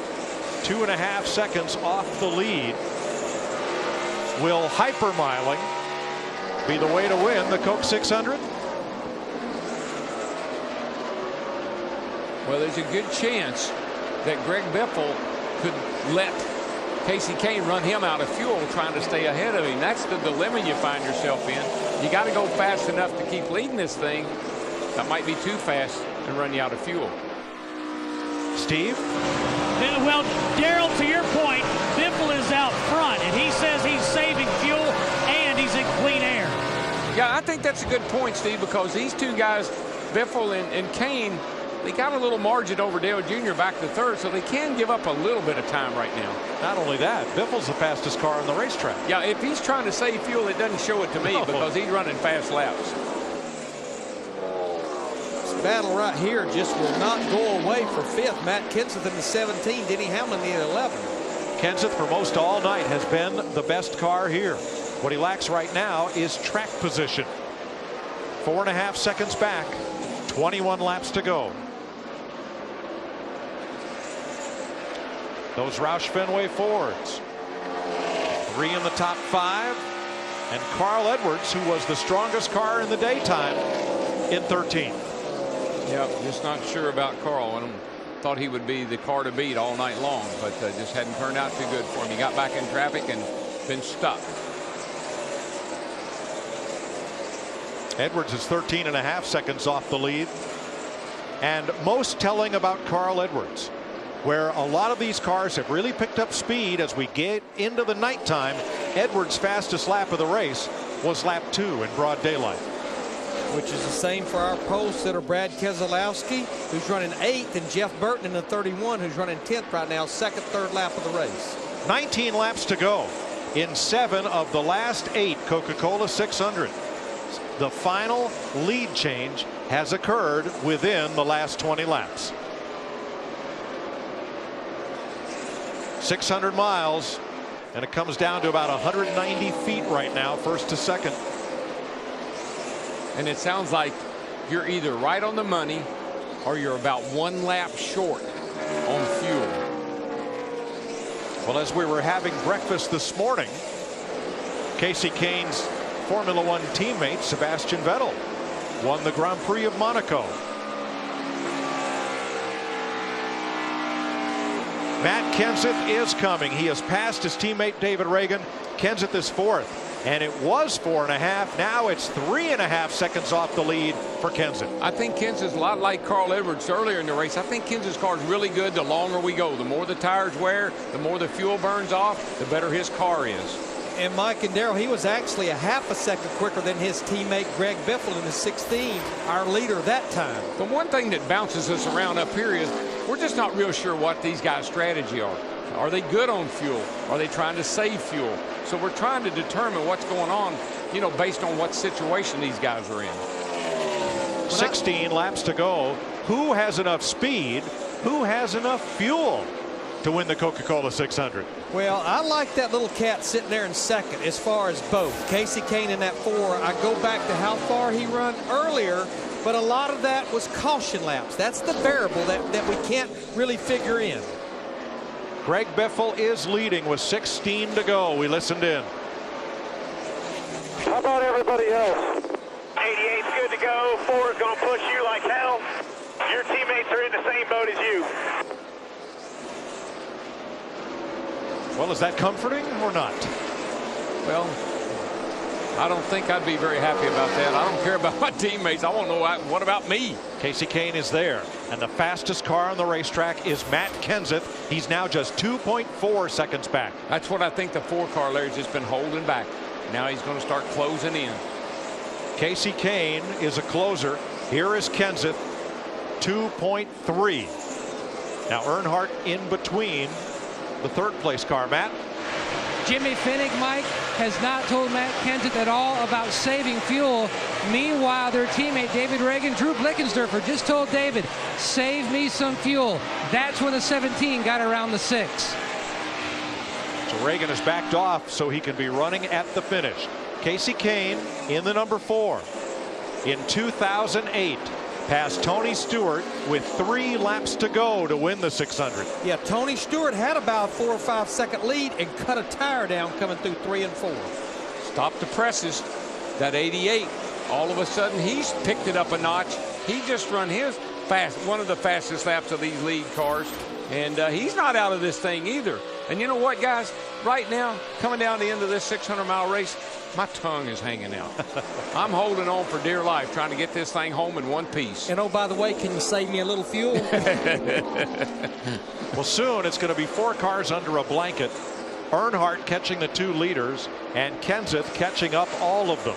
2.1 seconds back to Kenseth, the 4th place car. 12 to go. Just got some information, DW. Steve Letarte, crew chief for Dale Earnhardt Jr., said go. Go. Get and after he is, man. He has turned it up. Right now, he's just run. See what his lap time was that time by. Yeah, they're all pretty close right there at this point. The top 4 are.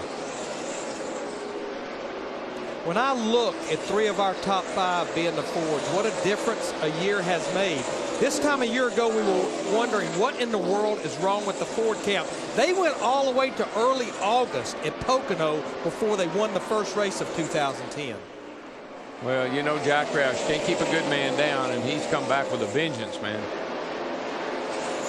10 laps to go for Greg Biffle, for Casey Kane, and for Dale Earnhardt Jr. running 3rd. His best 600 finish was 4th in his rookie season 11 years ago. Getting interesting. Casey Kane he moved up the racetrack again. He had run that high line and closed down on Greg Biffle. He just did it again and made a big gain off turn 4 that time. And Kenseth in 4th, now just 1.7 seconds back. Earnhardt 1 second back. And Kane just about 4 car lengths back of the lead. Watch Kane come off of that second turn and look at him go down that back straightaway, closing up right on the back bumper of Greg Biffle. Last time through here, he really made a huge gain off of turn 4. Dale Jr.'s moved to the top. Everybody's moving up, trying to find speed. We saw this last week with Kyle Busch when he was trying to chase down Carl Edwards. And their lap times have both picked up significantly.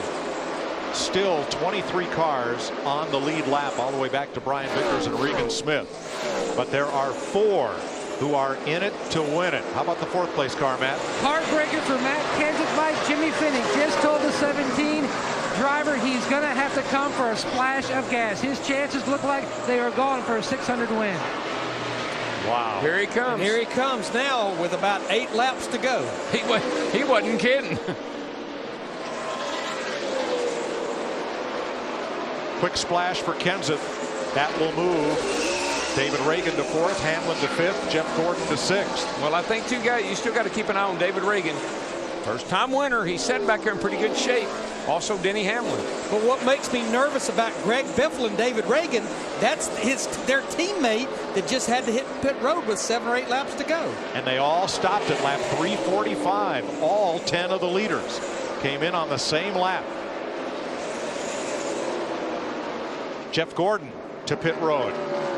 Gordon surrenders 6th spot to get fuel. If that's the case, Casey Kane's in pretty good shape. Dale Jr.'s in pretty good shape. And here we go. We got Casey Kane trying to make a pass for the lead. Yeah, it's on, coming to 5 laps to go. I believe these two drivers are out of fuel conservation. They know they've got to go. No, you've made your bed now. Now it's about the win. If I run out of fuel, I run out of fuel. The Indy 500 came down to a last turn grinding finish. How about this one? What about the 5th place car, Denny Hamlin, Dick? When they put that carburetor on the engine, Mike, they did not hook up the fuel pressure gauge, so he doesn't know when he loses fuel pressure. That's the only way they can tell when they're running out. He's been told if the engine stumbles, get in. Blowing up is Jimmy Johnson. Fucking kidding me. Caution, and we apologize for Chad Knaus's language over the radio to Jimmy Johnson. Johnson had just cracked the top 10. All of Johnson's fans can share Chad's frustration. We always say that you're on borrowed time in these last 100 miles of the Coke 600. Come down to it, and it's always somebody that you don't expect. Now, under NASCAR rules, the race cannot end under this caution flag.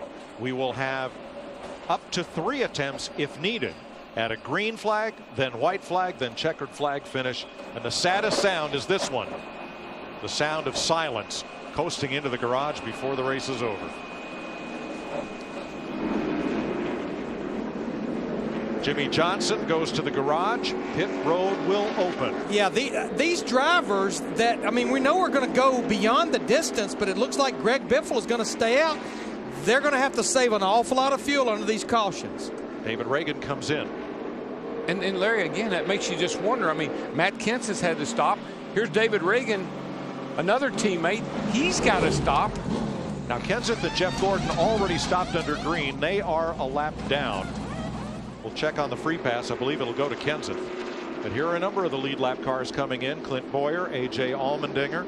They're putting 4 tires on Reagan's car. And Kenseth will be the free pass. He'll get back on the lead lap. But there'll be 20 or so cars on the lead lap when we restart. Ambrose is in.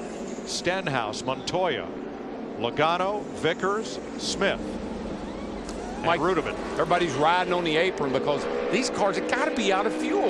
Yeah, we've got 10 drivers that have not been on pit road since 345. We know we're going to go beyond the 400 laps, and there's also the opportunity of 3 attempts at a green-white checker. Jimmy Johnson's engine failure is the first for Hendrick Motorsports in 2011. But the question now is the fate of the 10 drivers who did not pit. Biffle, Earnhardt, Kane, Hamlin, Keselowski, Harvick, Burton, Kurt Busch, Carl Edwards, Tony Stewart. Let's get some updates from pit road. Steve. Mike, it's going to be interesting for Dale Earnhardt Jr. They told him he was within half a lap of making it. So if there's one green-white checker, he might be all right. If there's more than that, he may not make it, Dick. Mike Ford told his driver, Denny Hamlin, if you have saved 3 laps of fuel, stay out. If you have not, pit. It's up to you. Krista. Kevin Harvick was told to hammer down with about 12 laps to go. But then when this caution came out, what were they going to do? Because they thought they were about 1.5 laps short. You see the 27, his teammate pushing him. Kevin Harvick, not out of fuel yet. But how's that for a way to conserve? That's perfectly legal until the last lap. You can see right there, he's got the engine cut off. Uh-oh. And he's trying to get it fired back up. And it's not starting. And it's not cranking.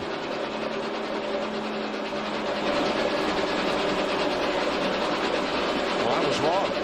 This is the worst sound you can hear. Uh-oh. She fired. Whew. Boy, that's got to... I guarantee that 0 is for his heart stopped. Seems like to me, look, the whole RCR group, they're pushing each other. But the last time Dale Earnhardt Jr. won a race, he did it by cutting his car off under caution at Michigan in June of '08. Bump drafting under caution. Yeah, you can, as long as it's not on the last lap. You cannot be assisted on the last lap. But looks to me like everybody, looks like Dale Jr. is trying to help Greg Biffle. Looks like they're all working together here. And the reason these drivers are down on the flat, the fuel pickup is in the right rear corner.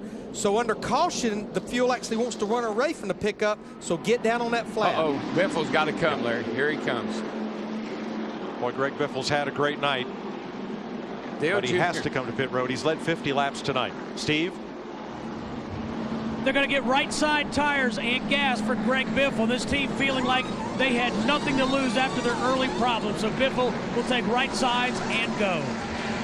Well, the problem, Steve, is he is going to have to restart well back, I believe, out of the top 20. Remember that graph we were looking at? The up and down? Another big dip. More like a dump. Yeah, that too. Roush Fenway Fords have won the last 3 mile-and-a-half races. Carl Edwards, and Matt Kenseth. Dale Earnhardt Jr., how would you like to have driven your best race of the year? Maybe your best race in the last 2 years, and you're trying to bump start your car because you don't think you have enough gas and you're just trying to get to the finish line. Yeah. But on top of that, how would you like to have raced 4.5 hours and it comes down to this? Top 9 drivers, still a big question. Can they make it to the end? Well, we're about to find out. We'll wave the green flag, and then if the leader takes the white flag under green, the next flag he sees will end the race. Caution or checker. If we don't get to the white flag, we'll try it again. Number of things you got to watch out for here. Now, you've been riding on the apron. You picked up a lot of, you got hot tires, pick up a lot of debris on the tires. Plus, if one of these guys up front here runs out of fuel, look out, field. Here we go. Casey Kane, Dale Earnhardt Jr., Denny Hamlin, Brad Keselowski, Harvick, Burton, Busch, Edwards, Stewart, Reagan. Green flag. 2 to go. Boy, Dale Earnhardt Jr. got a great restart. He's out of gas, and there they go. And Burton goes around. A lot of smoke. They had a little bit of a wreck back there. No caution. Keselowski got bounced around, but we are still green. Let's see. Cars all over the place down here in turns 1 and 2. Not real sure how this is going to work out. Still no caution, though. We'll be coming to the white flag, Mike. Dale Earnhardt Jr. out front. Can he make it? White flag. Next flag ends the race. Hamlin trying to close. Track's clear. We're good to go. 7 back. 7 back. Harvick 3rd. Reagan 4th. Logano 5th. What a topsy-turvy finish to the Coca Cola 600. And Dale Jr. is scooting away. Uh-oh, he's slowing, isn't he? 150,000 people on their feet. Jr. is slowing. He's out of fuel. He's out of gas. And as at Indy, the leader at turn 4 does not get to the flag. Harvick, the closer, wins it. Once again, where did he come from? Golly gee. Have you ever? No, I have. Once again, never. Are you kidding me? That just beats all. Achilles heel. Hell yeah. Oh, man. How about old Harv? Brad Keselowski had a lot of damage down at turns 1 and 2. He comes down the pit road and finally takes the checker. We needed 500 more feet. Everybody did a great job. That's Steve Letarte, Dale Jr.'s crew chief. And yes, they did. 19 cars finish on the lead lap. Harvick the winner. David Reagan is the runner-up, and Joey Logano came from 2 free passes to finish 3rd. Last year's winner Kurt Busch is 4th, and A.J. Allmendinger is 5th. Today, Hildebrand's going to win the race, a rookie at Indy. He crashes in turn 4. Tonight, Dale Jr. is going to win the race at Charlotte. Runs out of gas coming out of turn 4. Going to take some head scratching to sort this out. Why don't we start with a replay of the restart and the final 2 laps? We can do that, can't we? From the Goodyear blimp.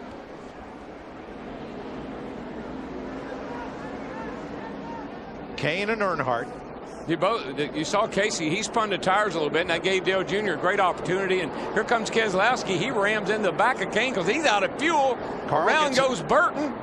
Two guys who made the best moves there were Reagan and Logano. They shot through it all. Now, you know what I really like is NASCAR didn't, I mean, they could have thrown a caution right there. Right. But the track was clear when the leaders get back. Watch how the 6 and the 20 get through this. Reagan way up to the outside. Logano up to the outside, down to the inside. Here we go, boys. David Reagan just threaded the needle with that 6, stood in the throttle. And Joey Logano followed him all the way through to 2nd and 3rd. And at this point, Dale Jr. has got a huge lead. And when I looked over, I thought, he can't be. He's slowing down. No, he can't be. But he was. And Harvick sweeps around the outside. Harvick, Reagan, Logano beat him to the stripe. Because Denny Hammond in the 11 was running 2nd. He was running out of fuel. Oh, man. Stevie Letarte. Damn, he's going. You know, they did everything they could. And Junior drove his best race of the year. Came up quarter of a gallon short, pint of gas short. Delana Harvick, tears of joy. Agony and defeat. And Dale Jr. pushes his car to the garage. We'll be back with lots more from a wild night at Charlotte Motor Speedway. Third win of 2011 for Mr. Where Did He Come From, as Kevin Harvick leads the final 500 feet to score in Charlotte. Dick Berggren. With Kevin Harvick and his crew had been waiting to douse him with whatever liquid they had in their hand. Harvick, you led 2 laps to win that one. This is your 3rd win, a total of 9 laps led. How are you closing these things that way? Today we were lucky. I told him at the beginning of the race, I said, we hadn't fixed this thing in 2 weeks. There's no way you're going to fix it today. And still, this is just, it's nothing against the racetrack. I just don't like racing here. It just doesn't fit what I do. Even now after you won? And even now, we didn't have a spectacular night, but to be in victory lane says a lot about this Budweiser team. I gotta want to thank all the men and women who serve our country and protect us. Budweiser, Rheem, Jimmy John's, Chevrolet, Hunt Brothers, SKF, Realtree, Menards, everybody who helps this Budweiser Chevy, and all these guys, because I griped and griped and griped all freaking day long about how terrible it was. When I pull in the gate, I just have a bad attitude here, so hopefully this helps. Congratulations, Kevin Harvick. Tonight's winner of the Coca Cola 600. Matt. At one point, David Reagan looked like his chances for a win might be gone, having to pit for fuel. Then it all changed again.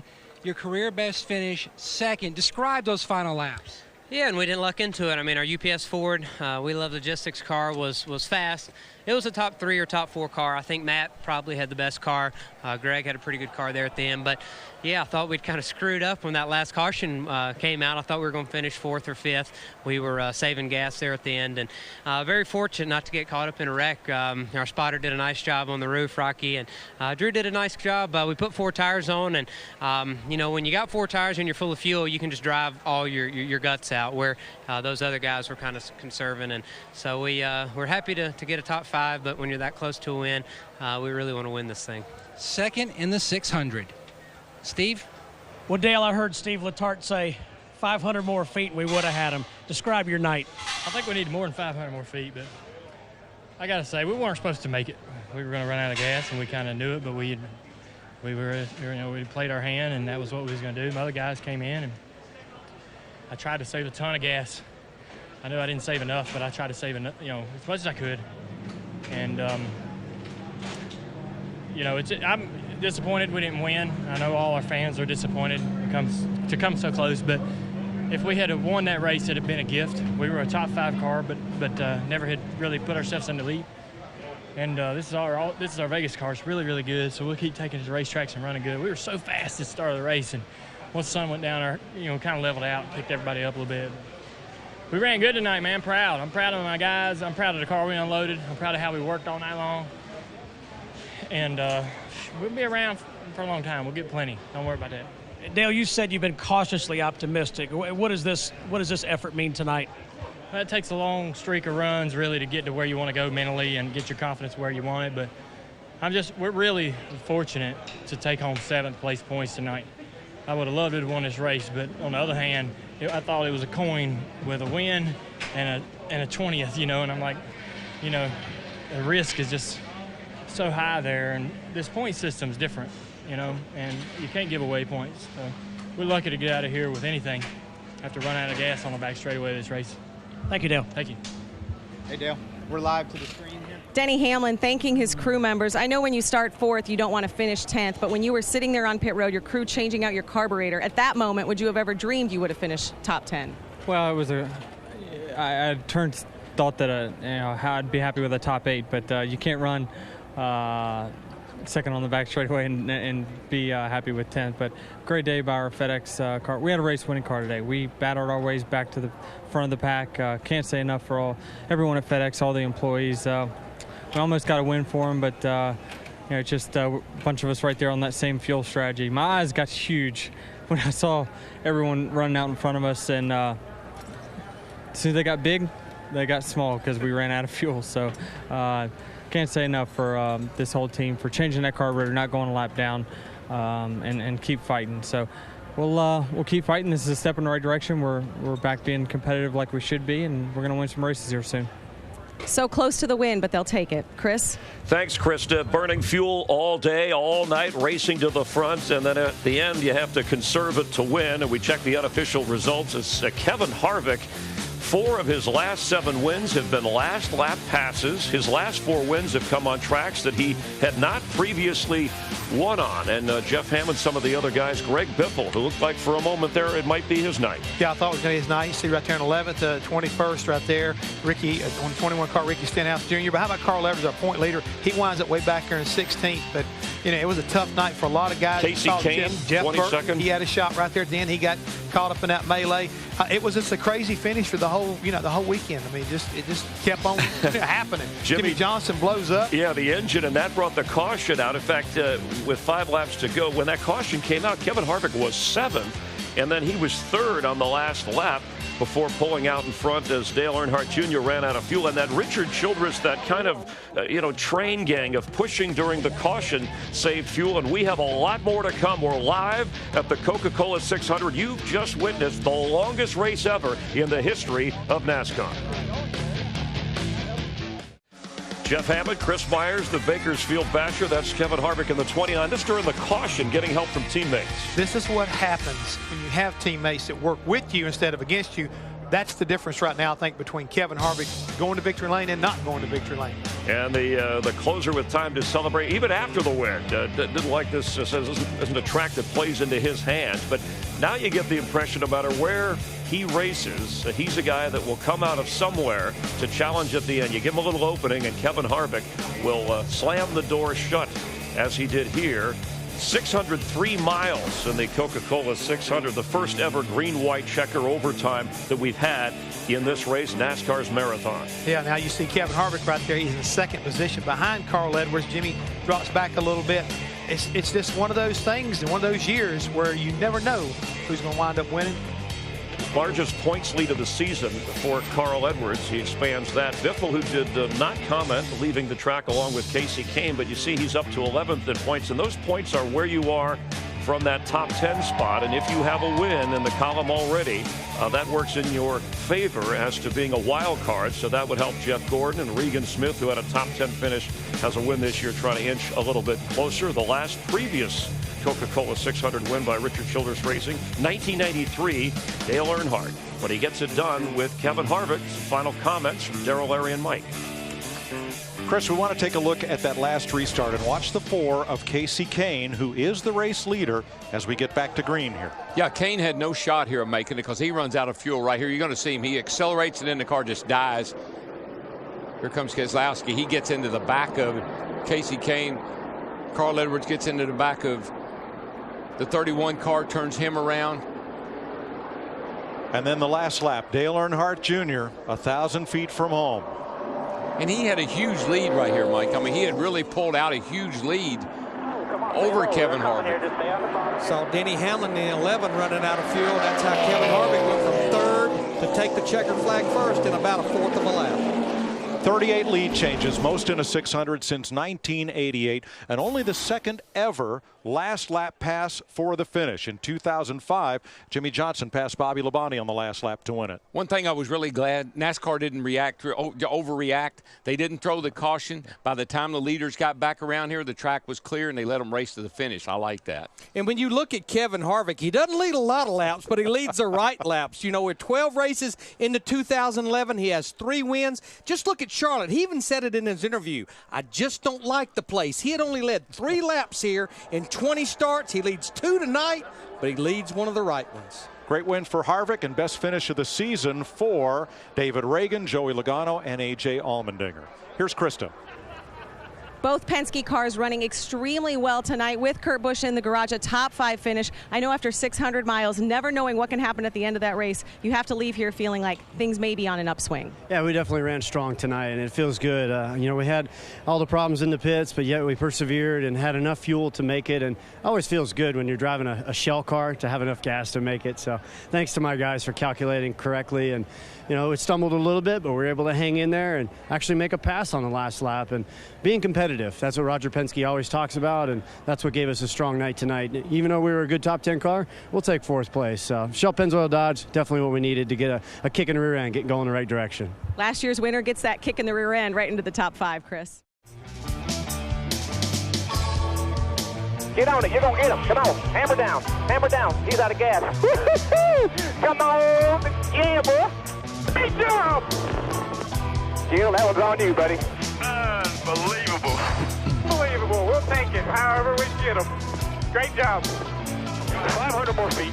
We need 500 more feet. Everybody did a great job. Great job. Hey, be proud, man. Dale Earnhardt Jr. and his crew. Radio communication before that from the winner, Kevin Harvick. Gil Martin, his crew chief. Jeff Hammond, Chris Myers are wrapping things up.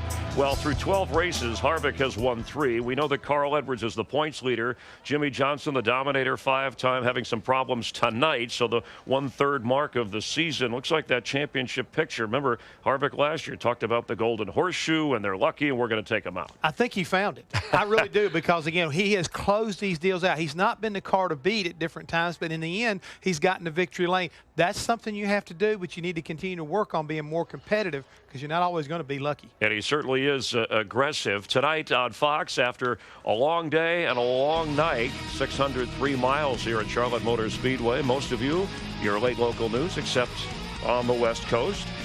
You know, Fayetteville, North Carolina is where Babe Ruth hit his first professional home run in the minor leagues. And next Saturday, baseball on Fox, the start time at 4 Eastern, 1 Pacific. Among the games, Cubs and Cardinals, Dodgers and Reds. And then next Sunday, we'll be in Kansas, presented by True Grit, 12:30 Eastern on the pre-race show delivered by Pizza Hut. Greg Biffle won the race last year. Kansas, the first of 2 races of this year around, as the Harvick celebration continues. If you want more coverage from the race this evening, you can turn over to our neighbors at Speed. They always have plenty of racing activity for you. We're glad to have you along with us on this Memorial Day weekend. The tradition of the Coca Cola 600 continues. The bond between drivers, the folks of NASCAR, and the military. It's a weekend to reflect and remember all of those who have served before us. For Jeff Hammond, our entire production crew, I'm Chris Myers. We hope to see you next week in Kansas. Thanks for watching NASCAR on Fox. This copyrighted telecast may not be reproduced, retransmitted, or used in any form without the authorized written consent of NASCAR Broadcasting. NASCAR would like to thank all of our loyal fans for your continued support, and we hope you enjoyed today's broadcast.